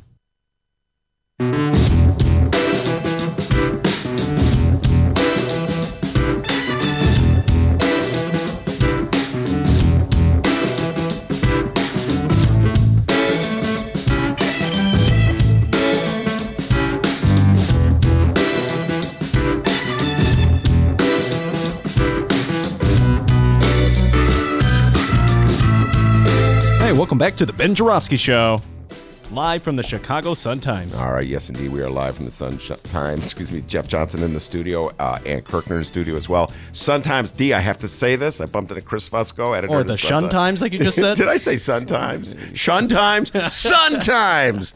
Sometimes I feel like a mother. Anyway, I bumped into Chris Fusco. We were walking down the hall. Ben, can you give us a shout out about our new sports section? So I said, all right, Fusco, come on the show. He's going to come on. He's going to talk about, I think, tomorrow. But the Bright One, my beloved Bright One, is going to have a new sports section on Saturday, a wraparound section. Jeff, I know you're a huge sports fan. You are a sports fan, right? Yes. And so I love it. I love sports. Dennis won't let me talk about sports. So for a little bit. Then, we got to get back to the politics. Yeah, like 30 seconds. But to the important issue, they keep messing with my comics. So I'm on the way out of this building, I'm going to find Chris or McNamee or somebody and strangle him because they keep changing my comic lineup, and that's what matters to me. All right. Yeah. You know what? Fusco's just hiding. He went in the bathroom hiding. You better come out. Yeah. Don't mess with Jeff Johnson's Dilbert. That's right. I don't touch that one, man. All right, so that's my update. Do you have an update before I go back to the interview? Yeah, we'll do an update before we ride out of here. All right. So before I bring it on, real quickly, Jeff Johnson. Yes. I was having a lot of fun with Mick Dumke in this one. Unnamed source. In Fran Spielman's column today, we're going to be tough with Lori Lightfoot, but don't use my name. Yeah, exactly. So do you think the aldermen are going to find their inner, lion, or are they just going to continue to be wimps? Well, so there's some hard decisions coming. And like I said, you kind of touched on, roughly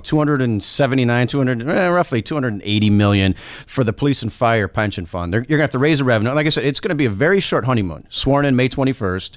You start doing your first budget. You start asking July, August, and then you release it in October. And you're going to have 280 million, 300 million of increased revenue that you're going to ask for. And, the deficit of 250 or whatever, you can, and I hate to say this, but you can kind of shell that around and, shell game it. And there's going to be some hard decisions. And the Muni Fund, which is the fund that I'm a member of with the other trustees, 4 other trustees, you're going to need even more money in 2023. Yeah. So there's some hard decisions coming in these 4 years. Mm-hmm. Do you really want to be out there in the front as an alderman taking the bullets for these hard votes that you're going to have to? Or in the past, like they've done, the mayor has kind of pushed his agenda, taken the bullets, and then everybody kind of stays in the back and yay, yay, yay. And they take the criticism. So it's a really, to my advice to the council members, and I get it legislatively, it's supposed to be strong council, all this other stuff. You're going to have to make some really hard decisions in these upcoming years. And do you want that going into election? Because we see the tidal wave that's going change, change, change. And if the public perception is that they just raised revenue and they're out taxing us, you're going to get newcomers trying to challenge you saying, I won't raise taxes, because let's face it, when you're campaigning, you can make all these promises. I'm not going to raise taxes. And the incumbents are like, wait, we have to do it. Yeah. And so it's you got to be scared. You start finding your voice when you're in the council. I don't know if you want to be out there front and center taking bullets on these That issues. is an interesting observation. I thought about that. What you're saying, essentially, Jeff Johnson, is that it works to the alderman's advantage to have the mayor up front taking the heat, the mayor taking the shot. And let's face it, though, you want council wars, right? Media kind of wants council wars because that sells papers. First off, that's good to talk about. Downloads. Right? Exactly. And, and I'm all for more independent, independent counsel. But I think that, ultimately they're going to have to work together, and there's going to be some hard decisions. Yeah. And I think that the mayor-elect will work with the council and have their inputs. And, you were talking about the committee. Committee assignments. Yeah, committee assignments. In the past, it was, okay, you got this, you got that, and went through separate ways. And now it's like, hey, we need to vote on this. Technically, yes. And the kind of the nasty side of the committee hearings it's not so much about the committee roles and responsibilities. It's those Shackman exempt jobs. Yes, sir. The bigger the committee, the more jobs. And hey, you need people to do the job. So it's not like you can't, but the jobs come along with it. So just so everybody understands what Jeff is saying, when you get to be the chairman of a committee in the city council, you can get five positions in your committee that maybe 3, maybe 2. I don't know what the number is. It varies, I'm sure, from committee to committee. Yeah, okay. Your committee may meet twice a year, but you may need 2 people to help you meet. And so those are 2 jobs. But those people actually do good jobs, and they do it, but it's controlled because it's Shackman exempt. They can appoint who they want. That's correct. So that alderman has 2 jobs that he or she can control. He is or she is a mini boss, and so that's sort of a plum. And They're also city employees. They have to work in the city of And Chicago. they pay into the pension. And they pay their pension. Into the Muni pension fund. So I will gladly, one more time before I go to Anchor, I will gladly pay my taxes to employ somebody in any committee before I give one nickel to Lincoln Yards. All right, that's on my high horse.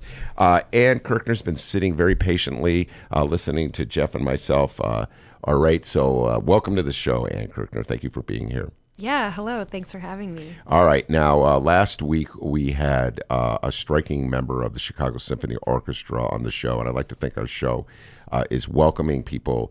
You know, when you go on strike, it's a very tough decision. It's not something you do lightly. It's not something, oh, let's go on strike today. No, you're facing serious jeopardy to your livelihood, your rent, everything else. So tell folks a little bit about the UIC graduate students, teaching assistants, who you are and why you went on strike.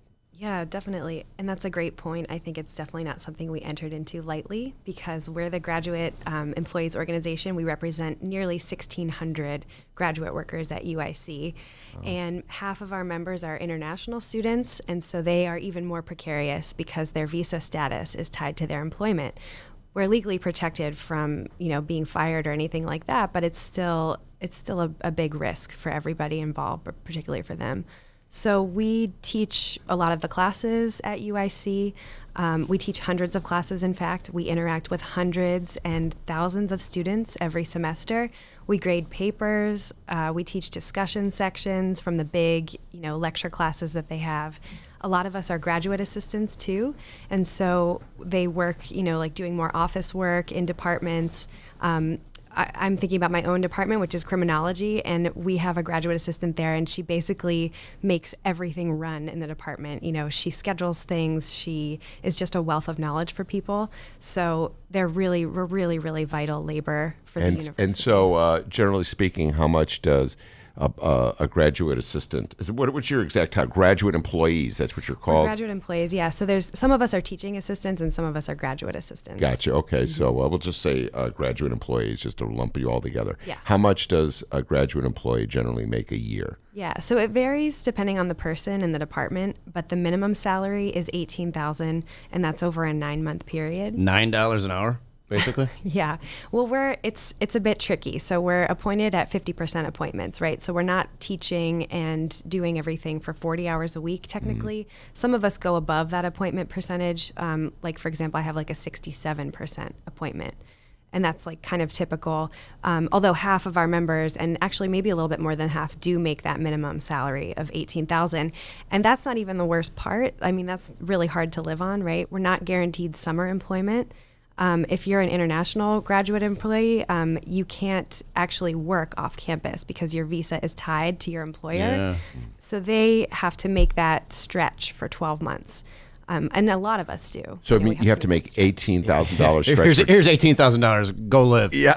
Actually, and this is the reason why we're on strike. It's not even $18,000 because then the university turns around and charges us $2,000 in fees. So they actually scratch back 10% of our wage. So in other words, they say, we're going to pay you $18,000 to have this job, but to get this job, you're going to have to pay us $2,000. Yeah. So you, hey, talk about pay to play. Seriously, what is Blagojevich doing in jail? I mean, and they say it's a privilege, to work there. It's a privilege. They get these foreign exchange students coming in. Yeah, come on in. We got a deal for you. So in other words, it costs $2,000 to make $18,000. You net 16. Exactly. Yeah. And so you're really getting 16 grand. Exactly. All right. That's before taxes and everything. Of course. And exactly. So when you're all done with taxes, you're probably down to like $12,000 or something like that. Yeah. And it depends. Some of us actually also pay tuition differentials, which is just another, backdoor fee cut, wage cut. So like they might have to pay like $2,000 a semester if you're in like a lot of the engineering or like hard sciences.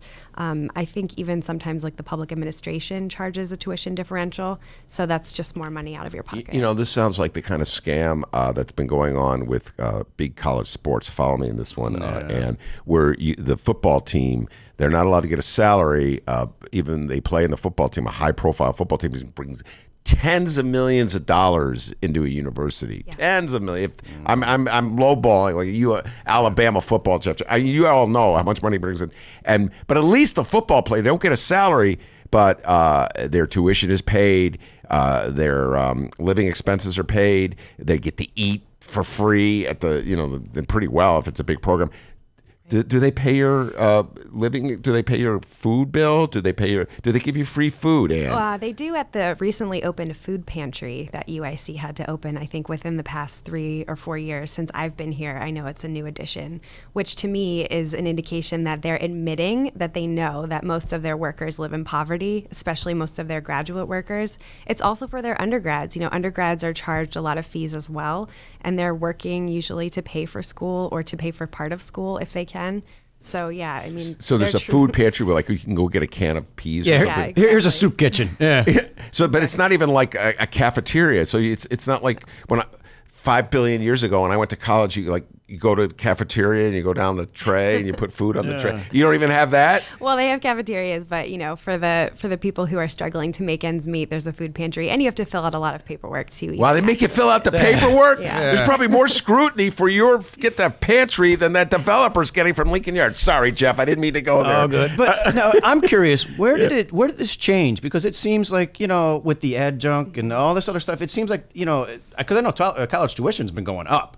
They're making money, and now it seems like they're squeezing the workers more and more and more. Where did this it seems like it's shifted in the last, 5-10 years. Yeah, a lot of states, especially Illinois, they've just cut and cut and cut their state appropriations, right, for higher education. And so that's part of it. But then they also, at the same time, bring in these administrators who are tasked with running the school like a business. Oh. And so what we have learned, through our research, and then also it's been really illuminating in these bargaining sessions to try to figure out where is this money going. Seriously, they're making money. Yeah. They're making money, and we've figured out that actually our general fee, which is the fee they do not want to cut, it's the largest chunk of the fees we pay, and they are so tied to this fee. Why? They love it because we figured out that it goes to pay for the debt service. The university uses bonds to fund their new building projects. So they have millions of dollars in new projects.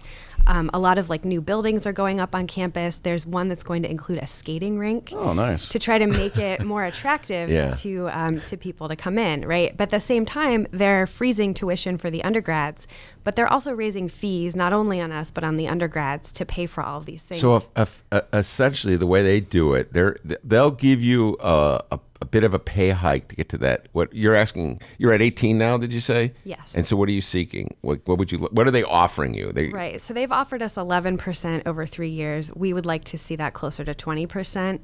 But the fee relief is really where we're trying to get. So in other words, they need that $2,000. Follow me in this, folks. They need that. Man, these scams that go on. Yeah. They need that $2,000 because it's dedicated to paying the interest on the money they're borrowing. Yes.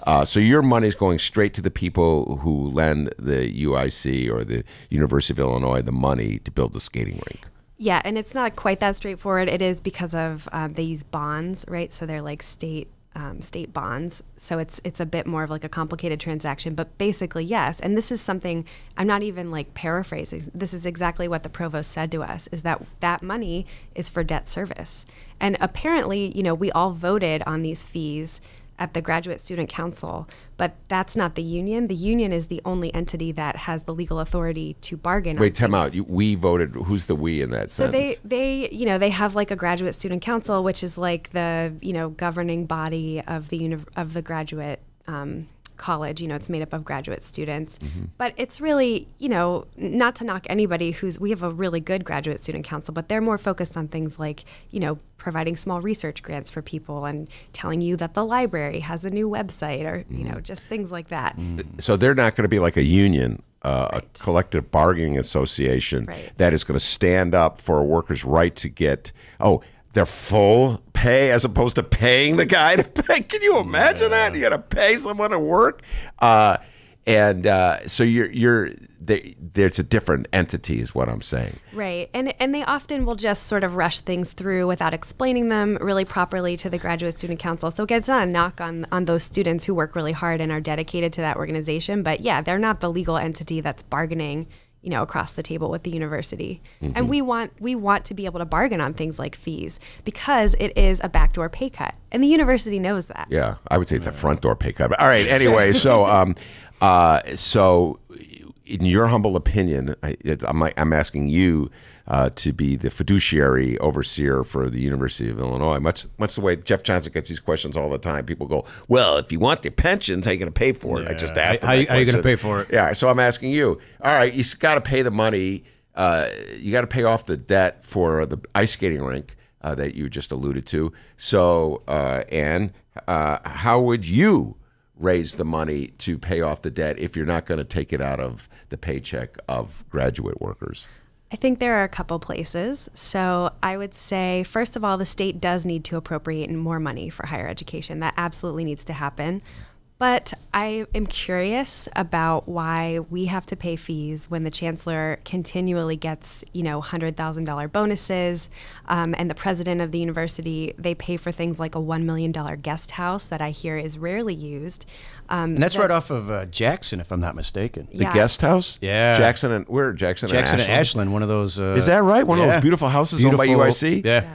So we don't even pay property tax on it if it's owned by UIC. Yeah, exactly. All right, come on, UIC. Yeah, there was a story about that. And so anyway, continue. Yeah. So I would start looking there. The top administrators make six-figure salaries and get sometimes six-figure bonuses annually. They have also, just all of their building projects. I'm just curious. I knew they do like public-private partnerships for a lot of these things, but who do they think is going to teach inside those buildings? If they keeping salaries low and having hiring freezes and charging people to work there, we have people who won't go to UIC because of this, financial package. Yeah. We're not getting the best and the brightest all the time. We're missing out on people, and it's getting harder and harder for people to live here. Now, correct me if I'm wrong. I think Jeff was getting at this with his question. Over time, are universities becoming more and more dependent on graduate employees as opposed to hiring professors who are on a tenured scale, tenure track, who get a great, relatively speaking, great pay, pensions, etc. So are we seeing more what Jeff is sort of suggesting, that they're going to cheaper labor? Yeah, definitely. And the more graduate workers they can hire, the more they can pack in these huge lecture classes, because they'll have graduate workers to sort of teach like the one-off discussions, right, every week. So like in my own department, we have hundreds of people in the major, but we haven't hired new faculty in years. And that's changing this year, thankfully. But it's been a long time coming, and everybody's sort of stretched to capacity. But yeah, there's a lot of non-tenure track faculty. They're hiring more graduate employees, adjuncts, who have it, also very, very bad. I know what you said about teaching or one-off talks. What are some of your job duties that you do? So my personal job duties, I teach a class of 45 students, which is down from the 62 students that I taught last semester by myself. I graded papers every week, and I don't even have it that bad. My colleagues in the English department teach 2 classes a semester, and they will teach. My one colleague was telling me, he had 100 students one semester across all 3 sections. So they really load us up, and it does vary by department. So it's a really, my 50% appointment could look much different than somebody else's 50% appointment. It just depends on what your department is and how much funding they have. And I just feel that, you go to college, you're paying all this buku money, and, some old professor with a, pipe in his mouth, talking about it. And no, completely no offense, but I walk in and there's another student teaching me, like, wait a minute, what am I paying all this money for? Yeah, well, I also... They're squeezing you guys. They're squeezing us. I will say, though, we're doing some really great research, and so students are getting a really good education from us. But at the same time, we're very squeezed for resources. So, I'm going to say this. I'm going to get on my editorial high horse here, and I do not believe it's a sustainable system for education. And this is my point with Chicago Public Schools as well, Jeff. I do not believe it's a sustainable system when you have teachers working, in this case, for poverty wages. Yeah. It's just, if you say that educating the next generation of kids is the most important thing we face, and they all say that, Jeff. It's a good they all catchline. say that, and then you're going to pay some professor $18,000, no, $16,000. You got to pay them. They got to pay $2,000 to earn $18,000. I mean, you're only going to pay them $16,000. The rest of the money's going to the ice skating rink, or not even the ice skating rink. It's going to the bank or lent the money for the ice skating rink. You know, and one of the big sticking points of this contract is that international students actually pay a higher additional fee that just magically appeared in 2006 when they decided they were no longer going to fund the Office of International Students. They were going to totally, pass that cost on to the international students. And from my colleagues, I've heard that they really don't get anything for that money, but it's just this additional fee that they have to pay. And isn't there a big issue, or not a big issue, isn't there an issue with out-of-state students and international students starting to crowd out the local students because of the higher, they can charge more? I don't know. Yeah, I don't know that they're crowding them out necessarily. I think the university just really likes having that reputation as, you know, they have a lot of international students there, but then they don't actually then provide the resources to support them once they're here. And I think that is a really big problem. It's only going to get worse for them. All right, that is Ann Kirkner. Jeff Johnson's in the studio as well. When we return, we're going to ask some tough political questions. You'll see what they are when we come back.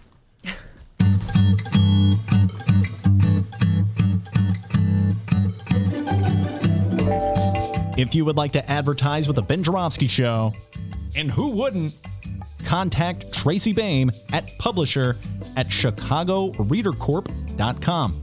We have several advertising options for your business or organization, and quite frankly, we would love nothing more than to tell our listeners all about it. Once again, that's Tracy Baim at publisher@chicagoreadercorp, that's CORP as in Paul.com, to advertise with the Ben Joravsky Show, the Chicago Reader, and the Chicago Sun-Times. We look forward to plugging you. Okay, well, that came out kind of weird. More of the Ben Joravsky Show live and downloaded in moments.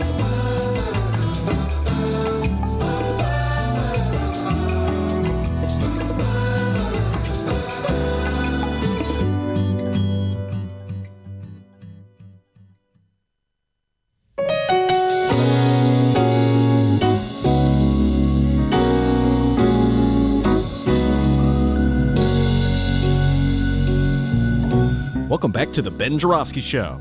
Mr. Joravsky, take us home. Yeah, that super cool music in the background means the show's coming to an end. Also means Jeff Johnson's playing the organ. He's playing the keyboards, man. Not only does he know pensions, he can play the keyboards. Jeff will be appearing at a... Here comes the solo. Whoa. I love it when Jeff Johnson does this part. Anyway. Tip Jeff, your waiters on the way out. Tip your waiters, Jeff Johnson.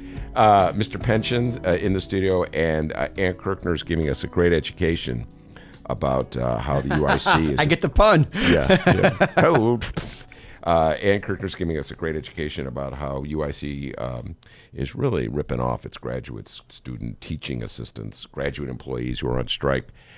Come on, UIC, you could do better than that. We're going to close up with a couple more questions about this. D, you got an update for me? Absolutely, I do. First off here, Smollett Gate lives on. Oh, no. I know. What's the Suburban latest? Police Chiefs Chicago Cop Union to express no confidence in Kim Foxx. Well, let's read on here. This comes from Mitch Dudek, or Dudek, not sure which. From the Bright One. Yeah, from the Bright One.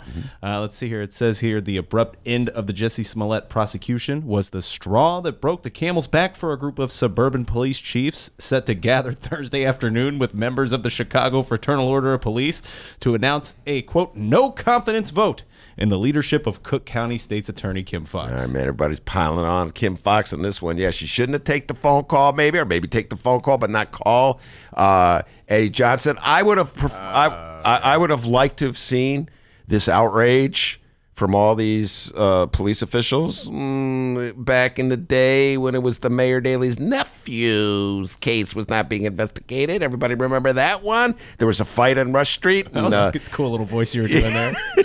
Mayor Daley's nephew punched David Kochman. He died. He's hit his head. I don't recall the Fraternal Order Police or suburban fire police chief saying, hey, we need an investigation. My beloved Bright One was doing the investigation. I don't recall anyone. So it's a lot of political posturing going on with this Jussie Smollett. Just saying. Anyway, all right, let's get... real quick, what's funny is how the police... like just the police department, everything that happens with them is such a third rail all the way. And if you take a certain stance either way, they're so far apart. And, you know, it is amazing how it's a third rail. And you say something, you're racist. You say this, and you know you're garbage, and it's like so far apart. And they need to come together a little closer. I completely agree. And I have these. How do I articulate this one? Because the ideas get jumbled in my head. I tell my friends of the leftist persuasion, you will never win an election in the city of Chicago advocating for cuts in the police force. Yes. The people who vote will never vote for you. And nobody wants that, I think, by and large. Yeah. And so that extreme anti-police attitude that cut the police, get rid of police, it may push the argument to the left so you get reform. Yeah. Okay, I can make that argument, but you're not going to get that passed. So why are you advocating it? And then the fraternal order police, they're just opposition to anything remotely resembling oversight into cases where police like shoot somebody. You're so right, Jeff, that there has to be a middle ground between these two. Yeah, it's anyway. Just become And you know, I remember growing up, officer friendly, right? That campaign slogan, officer friendly. Yeah.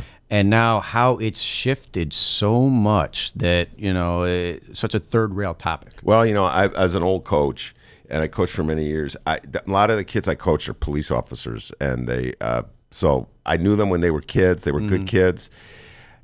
You know, so I don't think we should be extreme on this position. Yeah, exactly. All right, and Kirkner in the studio. USC grad student, teaching assistant, and graduate employees are on strike. How long has the strike been going on, Ann? Oh my gosh, we're in the third week. Third week. So who's teaching doing the teaching? Well, a lot of nobody is teaching. Watch this video. Yeah. Well, you know, for the instructors of record. So my students, I've not seen them. This is going on the third week. I miss them. I really like my students. I would like to get back in the classroom. But the administration was actually having the department heads using their admin time come in and try to teach the classes. But a lot of the faculty refused to do that in solidarity with us, but also because they said that's not our job. And so, you know, the faculty union has filed an unfair labor practice against the university around that. They were also trying to get some of the clerical workers to administer tests and things like that. So there's clerical workers administer. Wow. And what I think an uphill battle, you would have a better chance, or not chance, but you'd have more leverage if the students were on board. But I think with students being a lot younger and like strike unions, they don't get it necessarily. Maybe is that the case? They don't totally understand. But however, this is instructive for them. This is an educational moment for them, and I think we're really trying to drive that home with them. And they are totally on our side. I haven't seen any organized opposition or really heard from any undergraduate who doesn't understand that this is a big deal. And part of that is like we tell them, you know, someday you're going to be where we are, and we want you to have access to this. We're doing this for not just us, but the people who come after us. And they actually are starting to organize. They've organized a walkout today and tomorrow. Nice. Yeah, a couple of the student groups. So we've been supportive of that. We're going to have a rally tomorrow if we don't end this contract. I'm checking my phone for, you know, text messages from my colleagues because they are currently in bargaining. But I haven't seen anything yet. If you want to give folks the information on the rally, do you have that information? Yeah. If anybody wants to show up, a sign of support, solidarity? Definitely. So tomorrow, it's going to be at noon in the Quad on the UIC campus, which is just sort of like the central area in front of like the library and the lecture centers. And we're going to have some undergraduate speakers, and some of our members are going to talk. And then, you know, we'll be supporting the undergraduates who are choosing to walk out of their classes. All right. And is there a website you want to give out? If people want more information, anything like that? Yeah, I would say follow us on Twitter, UICGEO on Twitter. We also have a Facebook page that we update regularly, especially during the strike. You can just search for UICGEO, Graduate Employees Organization, on Facebook, and you'll find our page. Yeah. All right. So I'm sorry. Wait. Say that. Oh, okay. UIC strike. 260 tweets. Sorry, I found it. Yeah. And the political question I was going to ask you is this: I've been very critical. I was very critical of Bruce Rauner's administration. Really? No.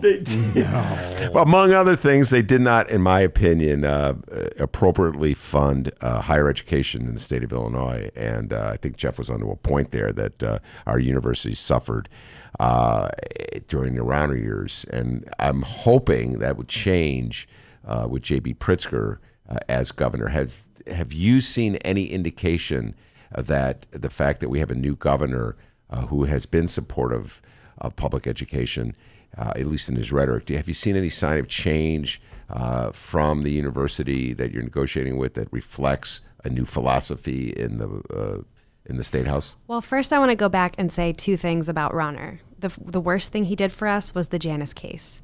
That was such a blow to labor, and we felt that from the day the decision came down, because the University of Illinois immediately withheld a month of our dues, and they just started union busting as soon as that happened.